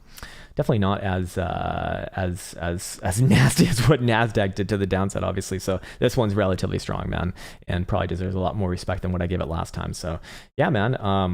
I wouldn't call it a higher high just yet, but this is, you know, more or less fine. Just want to see the weekly closure here and then probably send those targets. Again, if not, then still looking at 90 bucks, I suppose. But either which way that you cut it, long-term macro, which I do know that you're more interested in, is really fucking good here. So just depends what sort of time frame that you're on, but all higher term time frames still mega bullish. Just, you know, do we go through a bit of correction first or not? Anyways, you're saying 120 in October. Is that a target in October? Do I think that it could get back up around there in October? Possible, yes. I'd say, you know, if this one's going to make its move, probably more like November in this case. You know, looking at the monthly right here, yeah, I'd say more like November if it's going to happen. I combined with bearish calendar spread on now. Oh wow, so you had a bearish calendar spread on Nasdaq, so looking good right there. Unlimited profit if we go up, and limited profit if we go sideways down. Okay, I like it. But hold on, you combined it with a bearish calendar spread on Nasdaq. I don't know what you mean by that.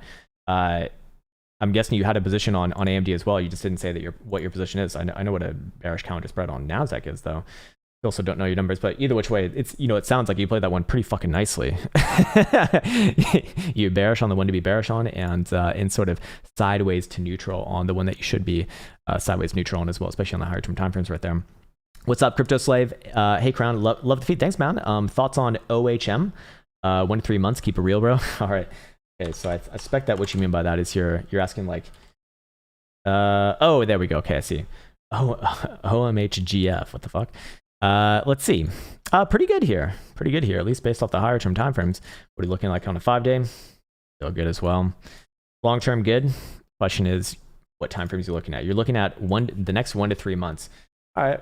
Well, I mean, I guess the short-term time frame is not really relevant to you, so I won't talk about any sort of potential short-term pullbacks down to like 750 or so. But long-term, looking for this one to probably retest around prior all-time highs. If we're looking at a monthly right here, there's nothing bearish about this chart at all whatsoever on a monthly. So if you're looking around end of year, probably be looking for a retest prior all-time highs and probably new all-time highs in this case. Is there any ways to kind of forecast targets on that? Probably not. But if I did have to do it, I'd do something like this in this case. Something like this. On a break of your prior all-time high, probably looking somewhere around 2,000 plus or so. That's again very far away, so I want to be very deliberately clear that like this is not happening this month, very unlikely to happen this month, or maybe even November, probably December if it's going to happen. I would invalidate this especially as well below about 650. 650, I wouldn't call it bearish, but I'd be looking for a big retracement back down below $500 again. Until then, generally good. Works way sideways and up, man. Up and to the right, as they say. Orcan says, hey, Krown, could you please share your BBWP settings? My 5-day are different than yours. And would you wait for the pullback to get into Bitcoin to hold 2 to 3 months? I'm not here to do your trades for you. However, I can tell you my BBWP settings, and then I can say what I think about Bitcoin over the next few months, which you could take in any which way that you want. Anyways, I don't know if you're in the program or not, but if you are, this is obviously in the videos. Anyways, you can just see it right here. Nice and simple. 13,252. There you go. Okay, so okay. And would you wait for a pullback to get into Bitcoin to hold for 2 to 3 months? Would I wait for a pullback? Okay, so I'm generally, okay, I understand what you're saying now. Okay, sorry about that, man. I actually misinterpreted what you were saying, and I apologize for that. Would I wait for a pullback first to get into Bitcoin? Well, obviously I'd rather get in at better prices. If I can get better prices, with the general disposition and general bias that Bitcoin's going to very likely make new all-time highs before end of year, which is my bias right now. I do think that Bitcoin's going to, probably work its way up. I don't know, probably somewhere between 80 and 100,000 bucks before end of year, I had to guess. But more importantly, would I wait for a pullback first? Here's the thing, man. You're still operating below your prior all-time high in this case. So is a pullback likely? Yeah, at some point it's very, very likely. The question is, do we continue first before a pullback or not? I do, and then of course, if we continue first before a pullback, then pullback targets are going to naturally be probably higher in comparison to where they're at right now. So let's say that Bitcoin were to play out a bit of a pullback from its current move right here. I think anywhere down around about 5,000 to 5,200 is kind of fair game on that. Who knows where like a stray wick comes, but Jesus Christ, man, I got way too many retracements right here. I generally like those areas for potentially long-term trade. Let's just call it like 5,100 or so, give or take like $1,000 from that. We are talking long-term here, obviously. The question is though, if Bitcoin does continue from its current level, that pullback target is going to be naturally higher and probably going to be more around about $53,000. So it's like, if you're thinking that far out, if you are thinking that far out, you got to be thinking, okay, well, is that worth it for you? I don't know. I don't know if that's relevant to you or not. Maybe it is, maybe it isn't. And then also, where's your risk on that? Like, what if that's wrong? Because there's always gonna be a probability of that being wrong as well. And where would I start to trigger that? Well, like I've been saying before, below especially 49.5, or if you want to call it $50,000. On a daily closure, that's where I start to say that we got some problems here. Probably not going to be my first, probably not going to be looking for new all-time highs anytime soon if that were to happen.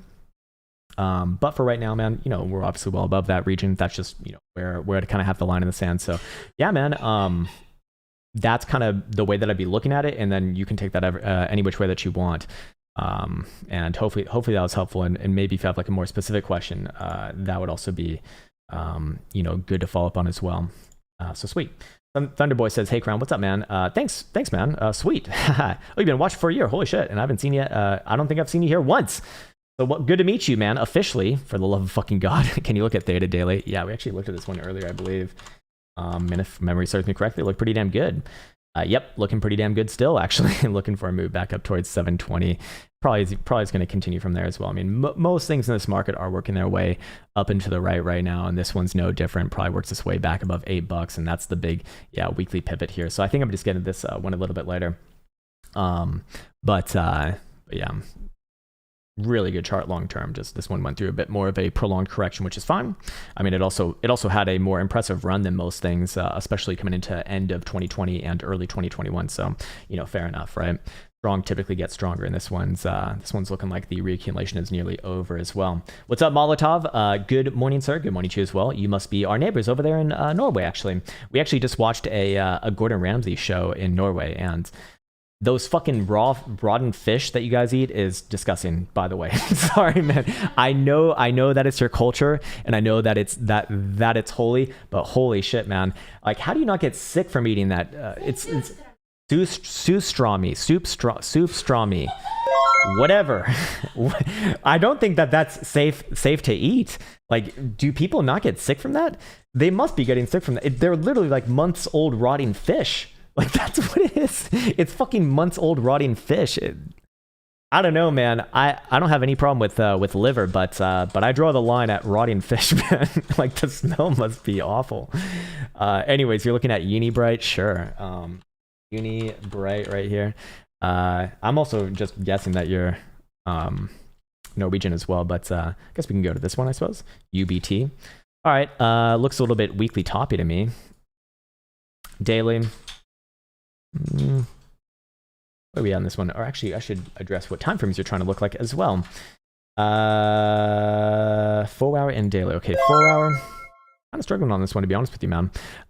You know what? I'm gonna. I know this isn't gonna be super helpful right here, but oh, okay. I guess I've done some on this before. Apparently, I like that. Must have been a long time ago because I haven't looked at. This was back when I was using the solid horizontals. So you know what? Let's redo this one. All right, right around there, nice and easy. Right around there, nice and easy. You know, as long as you're kind of operating between these two regions, very, very good long term. Obviously, what kind of concerns me though is the weekly, because I'm sure the weekly has bearish divergence, and it does. 1, 2 derives of that thus far. And while you've already hit the easy technical target of that, the next one would be all the way down to about $1.55 to $1.60. So I wouldn't look at that as actionable until this one really starts to break below about 195. Until then, you know, this one looks probably going to pull through, mostly just due to the general market analysis. If you're looking at a 4 hour, do I think it's going to give you another try down around about 215 or 220? Probably yes. You know, long term, obviously this is, you know, generally good, but I am inclined to say that it does have one more move below about $2. If I had to call it, I do think that's going to happen. Like 185 or so would be completely fine. And then long term probably tries again like around end of year. Pretty aggressive chart though, man. It's pretty fucking aggressive chart. So again, I guess you are more shorter term than this, so maybe I should address that a little bit better. I would play the short term time frame ranges, and I'd also say that this one's going to be really, really good back above about 250, 260 or so. You know, probably look for a move back above $3, and you know, at that point you just got to be generally looking towards probably demise and probably new demise. But for right now, I'm getting a lot more downside signals than not, so I'm inclined to say this one probably grinds out 215 at best, and if you start to break below there, then yeah, I'd be looking for that 185 correction, come back after that, or 185 to 190 is kind of where I'd be looking towards, and then come back after that. Hopefully that was helpful though, sir. What's up, Max Milio Palma? Hi, Krown. The intro tune name and macro outlook. Actually, the name of the intro tune, the intro tune is a tune that is actually only available on this channel, and I do have a YouTube video up that is just the song itself, in case you happen to care. It's not on Spotify or anything, although I can tell you who made it, Mr. Corduroy, who is a genius producer, by the way. Anyways, yeah, the video is on the music video is on a video on this YouTube channel, and it's titled something along the lines of like Cave Anthem, I believe, which you can find just by a nice little YouTube search. Anyways, in macro outlook for Q4, I've said this plenty of times. Perhaps you just weren't here or whatever. But Q4, I think Bitcoin's going to make new all-time highs into end of year. Not really much else to it, man. I like the quarterly closure, and I'd probably be looking somewhere, like I said, between about $80,000 to $100,000, and I think the cycle top comes in around about 110 to 130, something like that. Is kind of what I'm thinking, and that probably happens like early to mid 2022, which I suppose is probably going to be the follow-up question on that one. But yeah, generally up is what it looks like to me in Q4. I mean, this is constructive. This is good. This is your next macro low right here. I'm always going to be a little bit concerned, though, that we don't necessarily have that backfill on the last quarterly open, because that is something that's been 100% consistent amongst the history of Bitcoin here. So do we get a washout down there at some point? Maybe yes, I guess a possibility, but can't really be bearish like on any real time frame here as long as you're above, especially 50,000 bucks, I'd say. So yeah. Let's see, Mr. Casey Verbsmith, what's up, man? From Lithuania. Hey, sweet. All right, kind of neighbors, kind of around the Baltic. Elsa says nope. Elsa, if you want to offend Elsa, I'm going to tell you how to offend Elsa. You guys want to offend Elsa? Just call her a Russian. Just call her a Russian. She loves that. ZCX, USD 4 on daily is frosty as well. ZCX. Wait, did I get that right? Yeah, okay, Unizen. Got it. Yeah, and also upload a video on XRP as well, actually. And you're looking at a what on this one? Okay, 4 hour on daily. People love the 4 hour on daily. Short-term time frames, 4 hour, we do see a little bit of bearish evidence come off the last high. However, is there some hidden bullish evidence formulated right here? Let's see, 65.04 versus 65.21. Nope, technically not. Might see a short-term move back down around about $5.50 or so. Long-term, I mean, look, this one's fine. If it came back down to like 5.5 or 540, you're looking for bounces around there. 5 days, obviously bullish. I don't know if this one's going to correct that much, man. This one's already closed on new 5-day highs, so I'd be looking for generally a test of prior all-time highs, which is probably what you're more interested in this case. I'd really only invalidate that with a daily back down below about 540 in this case, especially on a closure.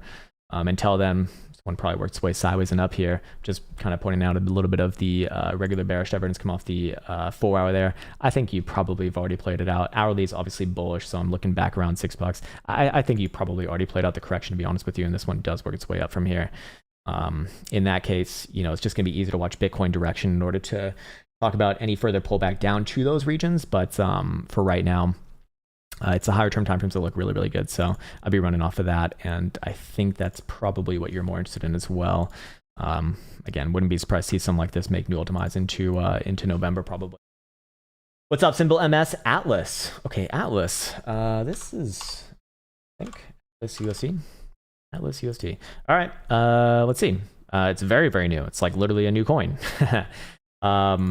There's not really a daily to be looking at on this one. Yeah. I'm not a big fan of charts like this. If I'm just looking at this chart, this would be an obvious downside chart, and the target is quite obvious as well, down to like 8 cents. Go for the full retracement on this one. Problem is, most of this market's not looking like that, so I'm inclined to say that could very well be wrong. How would you know that it's going to be wrong? Well, invalidation below back above about 11 and a quarter in this case. 4 hour, are we showing the same sort of move here? Yeah, not necessarily. If you put a gun to my head and looked, and I was just looking at the daily, nothing else in this market, I'd say obviously down. But because we do look at everything else within this market and also the shorter term time frames, like a 4 hour right here, I'd still give it a chance. Back above, what is it, 11 and a quarter, I think it was.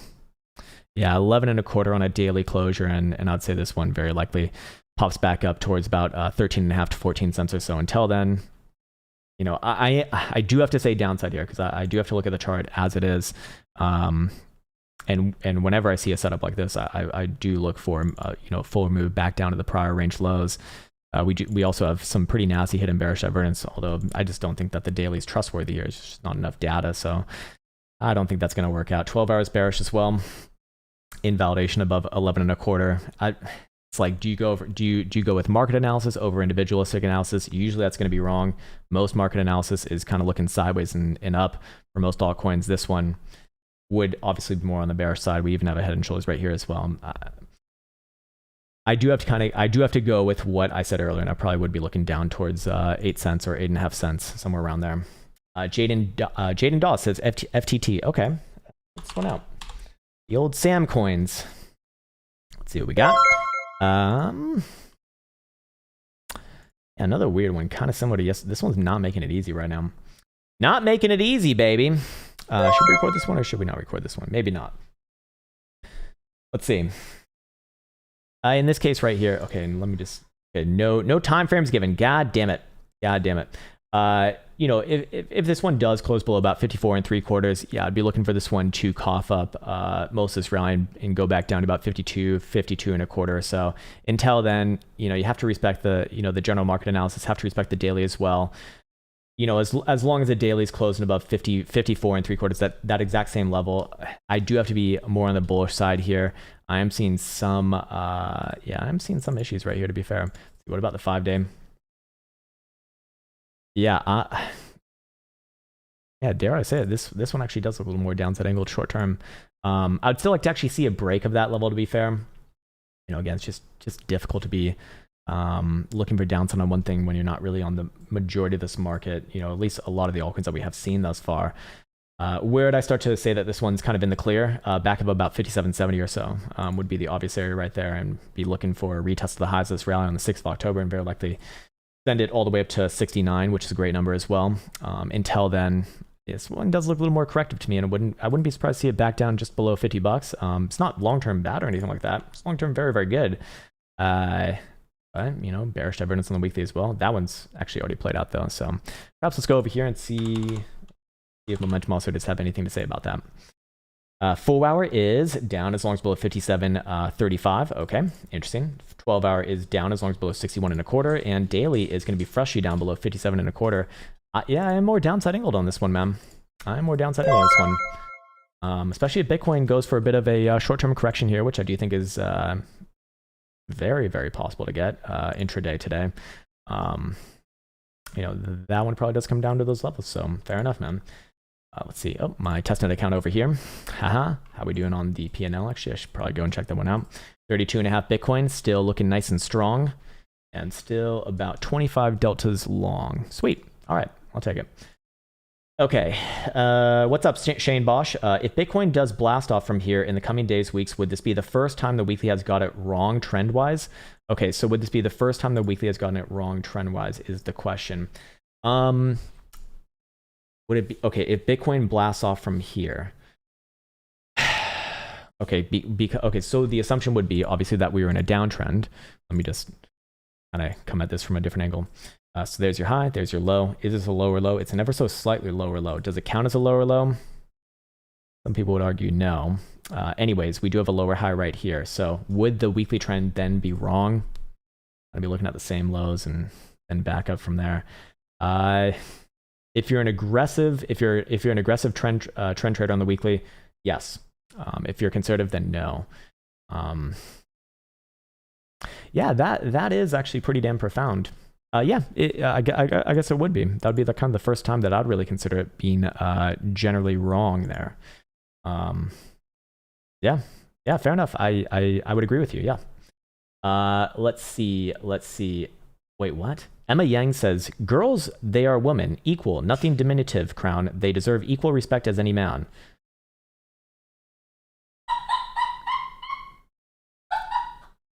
Okay. I'm not necessarily sure where I said girls deserve no respect. Yeah. I don't know. But why did Emma? Where's the mention of trans women? Huh? What about that? Oh, they're not real women? Why did you include them? Huh? Girls, like, look. I think colloquially speaking, it's fucking obvious that if I say girls, just as if I say boys, it's just an easier way and a very relaxed way of referring to human beings with vaginas. And then if I say boys, that could be construed as human beings with penises. But, you know, now you're just assuming genders and everything, and I don't know if that's okay to be racist and sexist, Emma, and also transphobic. It's disgusting to me, to be honest with you, and to not even mention that there could be other types of girls. Sorry, woman. MXN. I think that's disgusting, Emma, and honestly, you need to go turn in your card. Cameron says, you earned another 5. Oh, nice, man. I can use fundamental analysis to kill a bear, unlike you, or FA? You mean fundamental analysis, or I don't? If that's not if that's not what that means, then I don't know. If you could invite three people to dinner, living or dead, who would you invite? Oh, motherfucker, man. I would invite Carl Jung for one, man. I probably wouldn't even understand anything that guy says, but just to be around him and just like, you know, follow him around and learn from him like a shadow, that'd be fucking amazing, man. Other than that, I don't know, man. I think that's the person that I probably want to.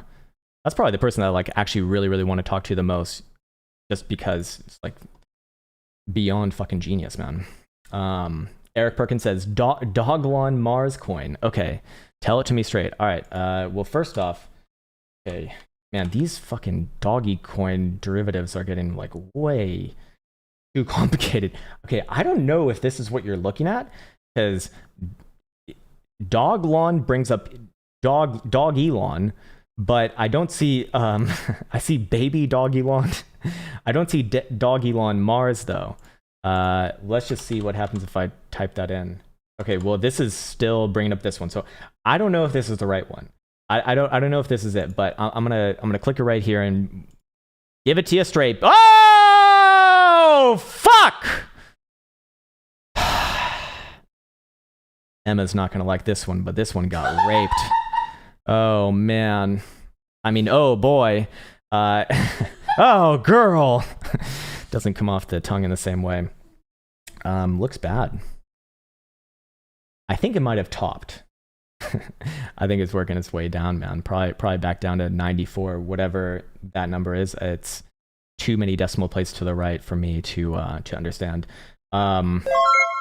There's going to be bounce along the way. Probably going to be bounce here, but any bounce that fails to reclaim like 170, this thing's coming back down with the full retrace down below 100 or so, I suspect. But you know what I'm going to say about most of these highly esteemed girly altcoins. Sorry, is you just never know when they're going to pump and dump again. I mean, this literally is a pump and dump. Like starts off on a pump, dumps it all the way back down. Pump, dump, pump, dump, pump, dump, pump. What's happening next? Maybe a dump back down to the same levels that we had before. Probably back down below 80 overall. Most of these things probably don't deserve to be traded. Then again, apparently SHIB has some actual fundamentals to go alongside of it, so maybe I could be wrong on that as well. What's up, Mark Marcos? VRA, okay. VRA, shorter term. I'm interested in the next 2 to 3 days. Okay. VRA USD. Good on the daily. Good on the 4. Ooh, it's continuation, motherfucker. I mean, I'd like to see a close on new highs above like 4.9, but doesn't really matter which way you cut this one, man. Long term, it's very good. Probably be looking for a move up to what is that? Just above 5 cent or so, and probably new all-time highs over the next couple weeks here. But if you're just looking in the next few days, I'd probably be looking for a retest of your prior highs at like 5 cent or so. Yeah, I think that is 5 cent. Invalidation on a short-term time frame below about 445 in this case. Until then, man, the path of least resistance in this one is up and to the right. Hidden bullish evidence on 4-hour RSI, 4-hour BBWP expanding as well. I'm looking for trend continuation, man. Uppity up, sir. Currently stuck in SHIB and trying to figure out whether to cut my losses. Well, in my experience, typically holding losses typically leads to bigger losses. For what it's worth. Cameron Perkley says, tell me the holdings in LGBTQ 100 aren't good. I mean, actually, based off the chart, it's pretty good. God damn it. There's too many. They need to be less inclusive is what they need to do. Dump some of them. Honestly, lesbian and gay is not even like, they're not even a protected class anymore. It's all about the transgenders. And what's B? Is B bisexual? Like that should not count as that should not count. Q, Q is queer. What's the difference between queer and gay though? I thought that there were similar things. I need to look this up.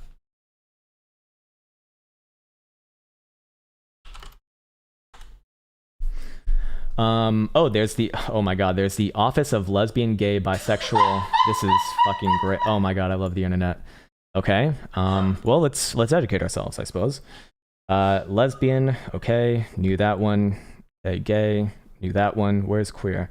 A multifaceted word that's not fair. That's not fucking fair.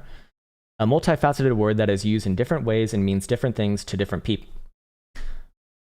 It could be anything. The fuck? Attraction to people of many genders. All right. Okay. Don't conform to cultural norms around gender and or sexuality. Okay. A gendered term referring to all non-heterosexual people. Okay. Some within.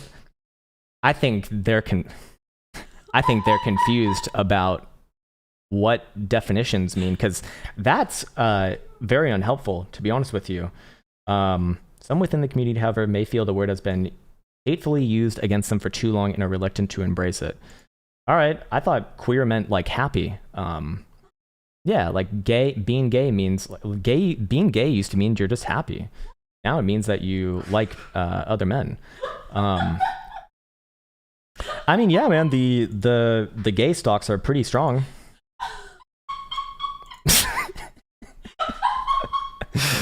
Yeah. It's generally looking like Nasdaq, honestly, man. So whatever's going on in Nasdaq, that thing's gonna mirror, it looks like. Man, that was educational, very educational today. Mr. Tasco says, "Hey, Krown, what's up, man? Can you take a look at Cardano daily weekly?" Sure. Cardano doing over here. Cardano, show me. Ooh, looking good. Here we have Cardano versus the dollar, and we have what seems to be an early reversal. We do have a nice little higher low over here, and this one reclaiming the critical areas that we spoke about from yesterday and the day prior. This is good, actually. I think yesterday's technical target, if that was to happen, was back just above about 232, or yeah, about 232 or so. I don't think that thing's going to stop there generally, and I would be actually generally bullish on this one as long as it remains above about 221, especially on a 12-hour and daily closure. 4-hour is actually not really giving us too much right here, to be fair. Maybe I need to go over here because that's actually showing a bit of a different picture. So see what we got. Let's see what we got. 4 hours down, actually, as long as below about 233. Okay, fair enough. Daily will be up as long as above 225. Okay, good there. And 12-hour will be up above 229.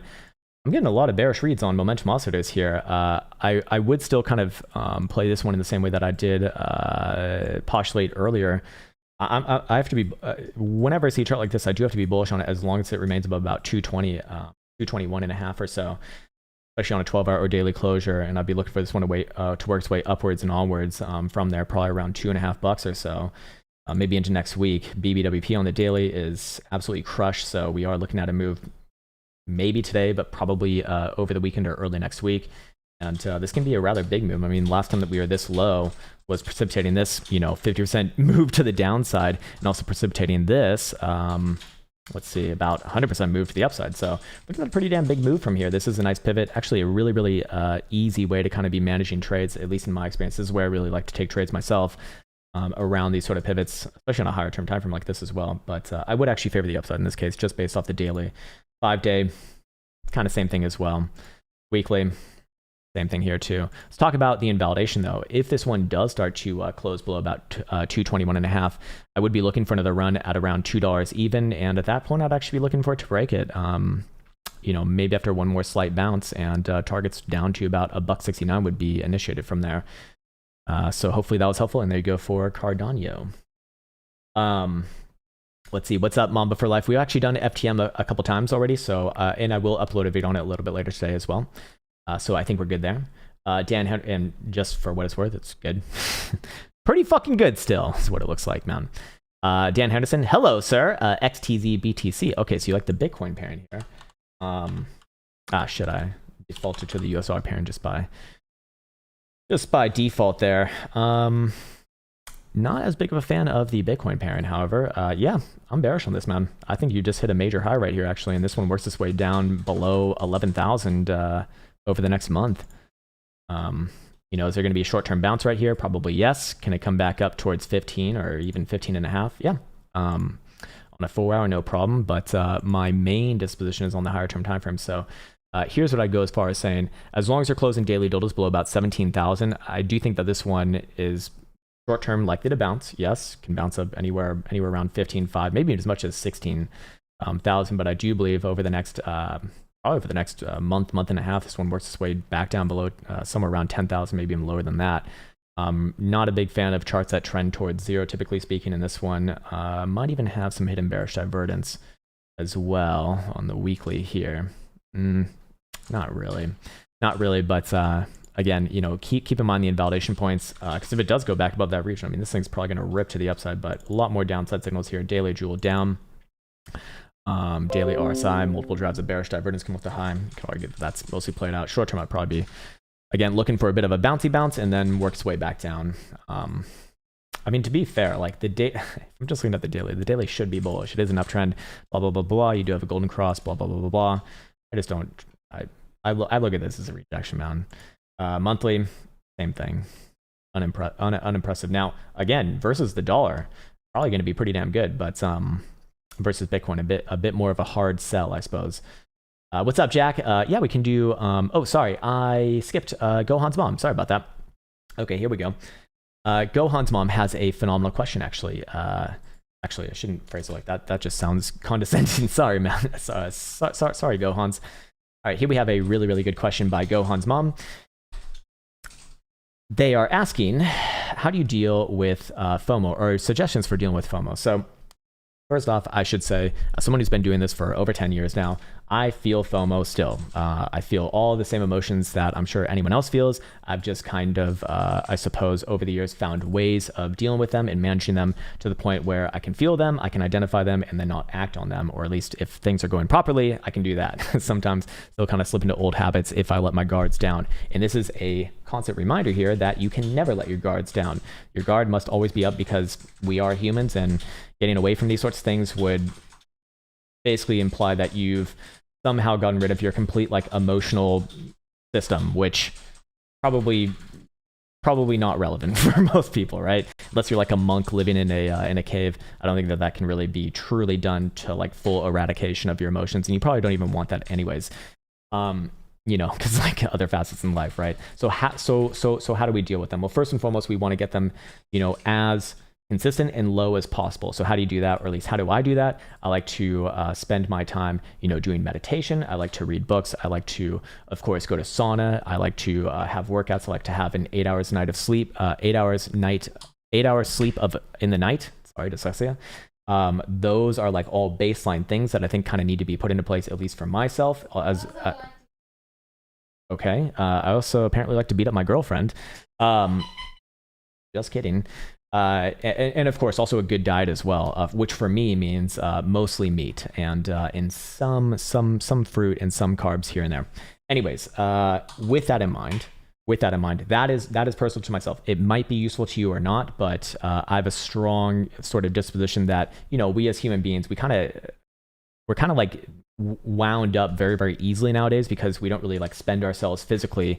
And you have to realize that, you know, for the strong majority of our evolutionary history, we were, you know, out and about all day and, you know, spending a lot of energy. And so, you know, little things like this probably wouldn't have tilted us off too much. So I think that that's why we typically have like an over response of these sort of things to begin with. But anyways, that's neither here nor there. The question is, how do you kind of deal with it? So first things first, I employ those tactics. Then on top of that, more mechanically speaking, more like actionably speaking, what do I have? Well, I have what I call the trade checklist or the trade strategy, whatever you want to call it. I have a version here on YouTube, and then I also have a version of the program as well. They're both basically the same thing. And what you should, and what I would hope that you would take from that is that any time that I'm considering entering into a trade, regardless of what emotional state that I'm in, I have to check back into that trade strategy in order to take the trade. It's just a hard rule for myself because in the past, whenever I've not done that, it's not led towards consistently good results, I'll say. Sometimes it'll work out for me, obviously, just by the nature of statistics, but over time, it draws me further and further away from where I could be. And that is my logical goal. So I made a hard set rule that I will never take a trade without first kind of consulting that list, then, you know, going onwards and forwards from there. So it's kind of like a hard stop. It's like, okay, I might be feeling FOMO with this, but what's my actual strategy? And does the current price action fulfill what I have deliberately stated on my strategy list? If it doesn't, I cannot take a trade. And if I do, then, well, I can only expect the worst, typically speaking. So with that said, you know, you have to be, you know, you kind of have to attack, or at least I find it best to attack it from multiple different angles. And, you know, perhaps you have your own ways as well. I don't know, maybe like a cup of tea, or maybe you're on the other end of the spectrum. Maybe you need like, I don't know. People have all different ways of dealing with this. You know, typically people go like the drug route and whatnot. Fair enough. Whatever needs to be done for your particular situation, that is the right thing to be doing. But it always boils down to, hey, are you following your plan or not? If you're following your plan, can you feel FOMO and follow your plan? Yes. Can you not feel FOMO and still follow your plan? Yes. Can you feel absolutely terrible and follow your plan? Yes. Can you feel great and follow your plan? Yes. Can you feel completely neutral, no emotions at all whatsoever, and still follow your plan? Yeah. So you need to, it's just a sort of meditation on the differential between your emotional state and what you can actually do as far as actions go. And it makes sense logically, obviously, but when you're in that state, you're being emotional, and that's why there needs to be some sort of trigger, some sort of, some sort of actionable thing that can always filter those emotions through your actual actions. And that way you can, handle them, or at least that's the way I found to handle them in the most efficient way possible. So hopefully that was helpful. And there you go.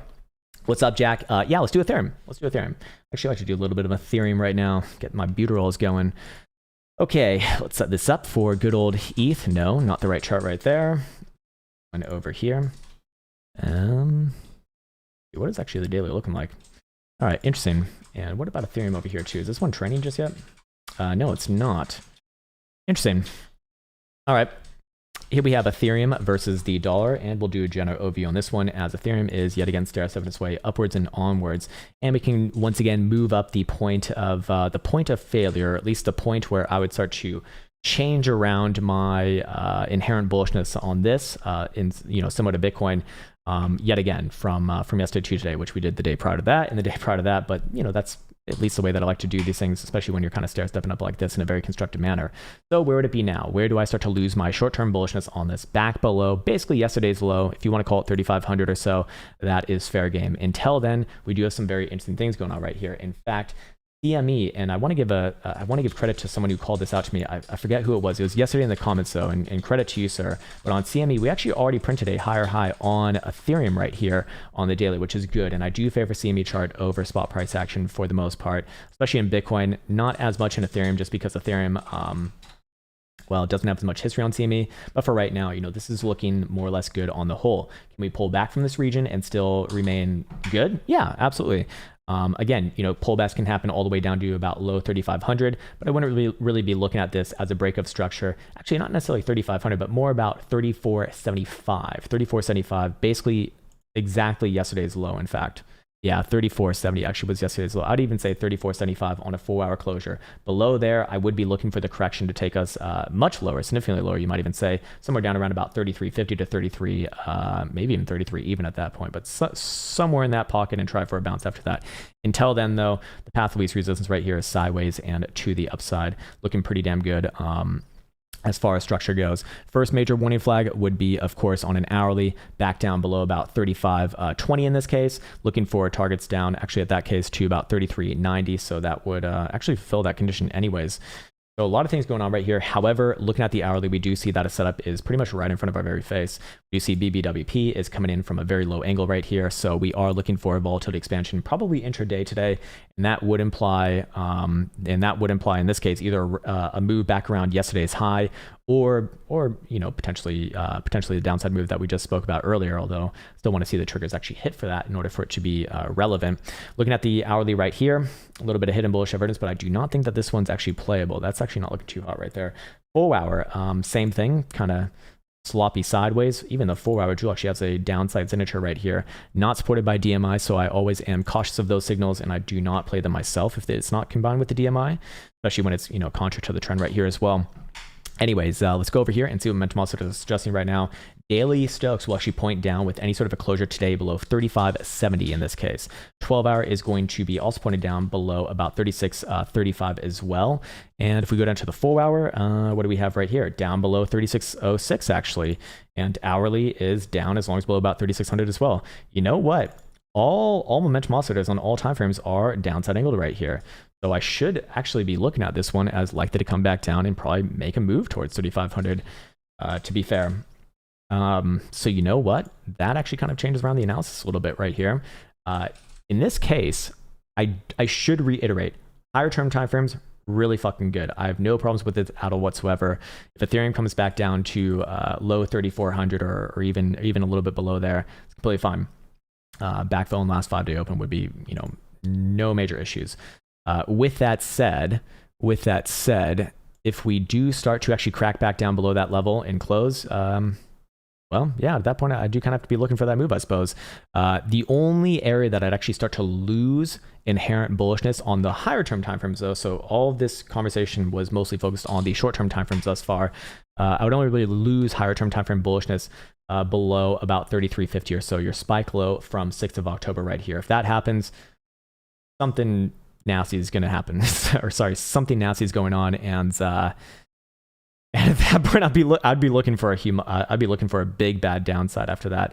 Again, it's well and far away right now, but with the way that momentum oscillators are pointed right now, it essentially suggests that we either literally continue to new highs in this rally today, and in this case, if you do take out the prior high, which is about 36.50 or so, I'd be looking for extension 38.50 to 3900 or so, basically around your prior highs, just below $4,000.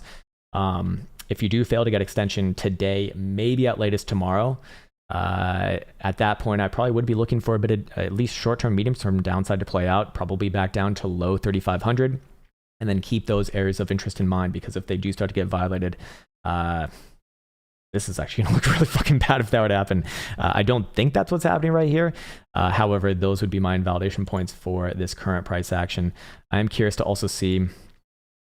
curious to see this as well. Let's just see where we're in the grand scheme of things.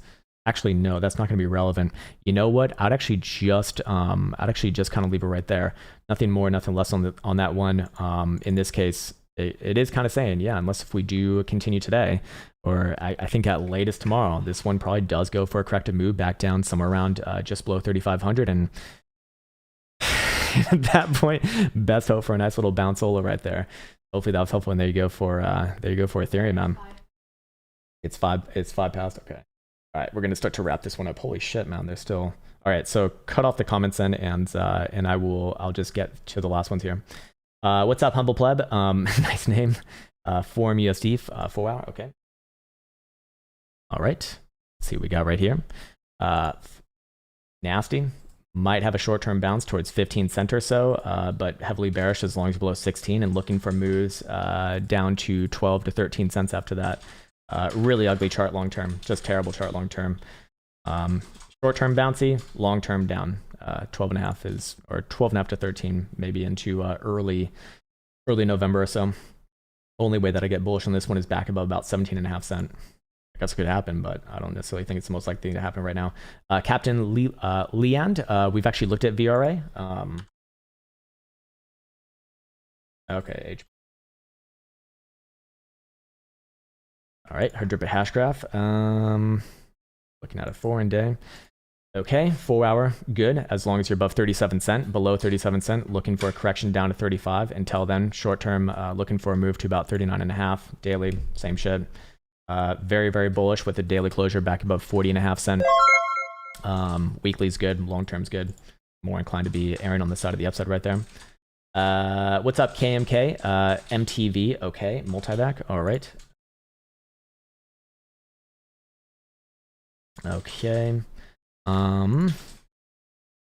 Short-term bouncy here, but I do think this one's rather toppy overall. It might give you one more bounce here, man, but I'm bearish on this one, especially as long as below 16.5. That would be my validation for being bearish on this one, but bearish is not the right term. I mean, long term this is good, but short term should bounce. Any failure to get back above about 16.5 cents in the next, or sorry, not 16, but 1.6 cents in the next couple days here. And I'd be looking for this one to retrace rather heftily back down to about 1.2, 1.25 or so weekly. Yeah, should bounce here first, and we'll come back to it after that. So I'd give it a chance first, but man, not too hot on the shorter term time frames right there. Hey, what's up? Holy shit, Benjamin Freeman, good to fucking see you, man. From dead broke back to gonna make it past 6 months after we spoke last, man. Fucking yes, baby. Oh, fuck yeah. Oh man, I'm so fucking happy for you. Prop trading feuds and crypto going well. Fucking yes, dude. Oh my god, yes. So happy for you, man. So fucking happy for you. Nasdaq for me. Okay, yep. Obviously you weren't here like the last day or two, but we were looking for a move towards 15,000 in this case. Got that one actually almost to the T right there. So what are we looking for here? I mean, you do have economic data coming into today. This is a more bearish setup, to be fair, obviously, but you never know when these, when these economic pieces come back in. Here's the obvious trade, man. As long as you're below 15,000, I'm looking for this one to play back down today towards 14,750 or 14,800 short term. You're looking at like an hourly right now. I wouldn't necessarily like look for this whole rally to fall apart as long as you're above that level, that being about 14,750 or so in this case. I don't know what time frame you're looking at, but here's the other obvious trade on the other side. If you see a daily closure above about 15,000 today, maybe even a wick above yesterday's high, I don't know if I'd trust that as much. I'd be looking for next week to open up on a bounce with easy targets to 15,150, maybe even 15,250 or so, and then come back after that. I do think that the tops are in here though for a little bit of time. Whether you're bullish or bearish, I think at best this thing goes sideways for a while. But if I had to call it right now, probably bounces a little bit more. And then maybe later this month, we see the actual move happen. But again, when you have an event like that coming in a little bit later today, can't really, it makes it difficult, man. I like to play on the peripheries on those because you typically get a pretty damn easy trade. And in this case, if you do start to come back down below 14,750, I believe it was, I'd be looking for another retest of your lows, basically around 14,450, 14,500 or so. So nice ranges right there, pretty damn easy. But I'd actually wait for the move to happen and then play on the other side. Just because I happen to know you, so I can speak a little bit more towards what might be more relevant to you, man. But very, very good to see you, man. Holy shit. God, hair crazy in there for this tree, man. What's up, God himself? Welcome to the cave, man. Holy shit, we got God on our side. This is great. Woo on the daily. All right. Really, I think this one's been popular recently too. Again, another chart that's hard to love short term as long as you're below about 92. Above 92, I look for a retest of your $1 high and probably new highs after that. Until then, short term, I'm looking for another retest of the lows, 80 cents. Oh, you're looking at a daily. There's not really much of a daily to be looking at right here. I do like 80 cents for a bounce if it tries that move. If not, I'd be looking at the invalidation on the other side and looking at a move probably past $1. In this case, probably didn't. I mean, this one's just going to trend at that point to new all-time highs. Those would be my pivots on that one. What's up, Stylix Series? Valhalla, bro. What's up, man? That's all you want to say. Hey, all right, man. I salute you, brother. Holy shit, guys. It's been a lovely day. Guys and girls and women. Women will also be included in this as well. What are you looking like right here on Bitcoin? A little bit of short-term uppity up, huh? I should record this one. You have Bitcoin versus the dollar. And if we're looking at very, very short-term timeframes, like an hourly right here, what are you looking at right now? Looking at a little bit of short-term upside. However, keep in mind that the greater scheme of things, we haven't really done all that much since yesterday to today. We got a bit of our pullback down to 43,000 bucks. We got a bit of our bouncy bounce right there as well. Fair enough. Short term, looking like another move back up towards 54.7, maybe even 55,000 bucks even. Wouldn't necessarily be looking for this one to continue on with the trending move until we do see even an hourly above about 55.5 in this case. And at that point, I'd be looking for this one to actually go on quite a nice ride. At that point, I don't really see too much stopping you from, basically 59,000 bucks short term, with very likely extensions all the way up to low 60s. Maybe into like next week or the week after that, assuming that condition is met. Until then, we should also cover the downside as well. Obviously, get the old up, down, or sideways Mimi going nice and strong because that's what it should be. But anywhere below 53,700 on an hourly closure here, now that we have a very obvious range going on, and I would be looking for a pullback first down just below 52,000 bucks in this case.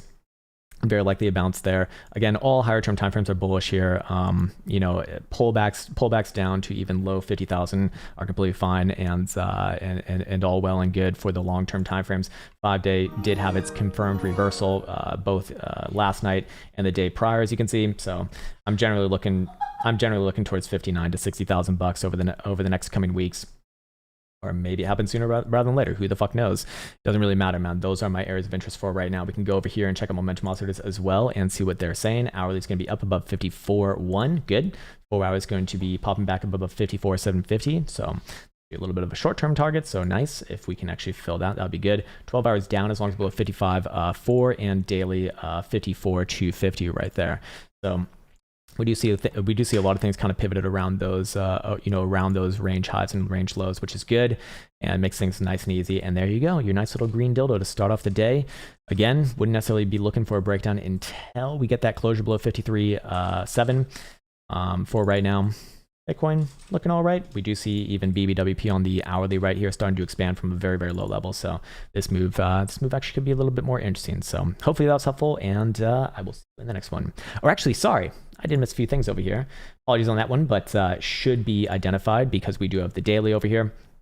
Where did I start to look for those, basically $60,000 targets to be actionable?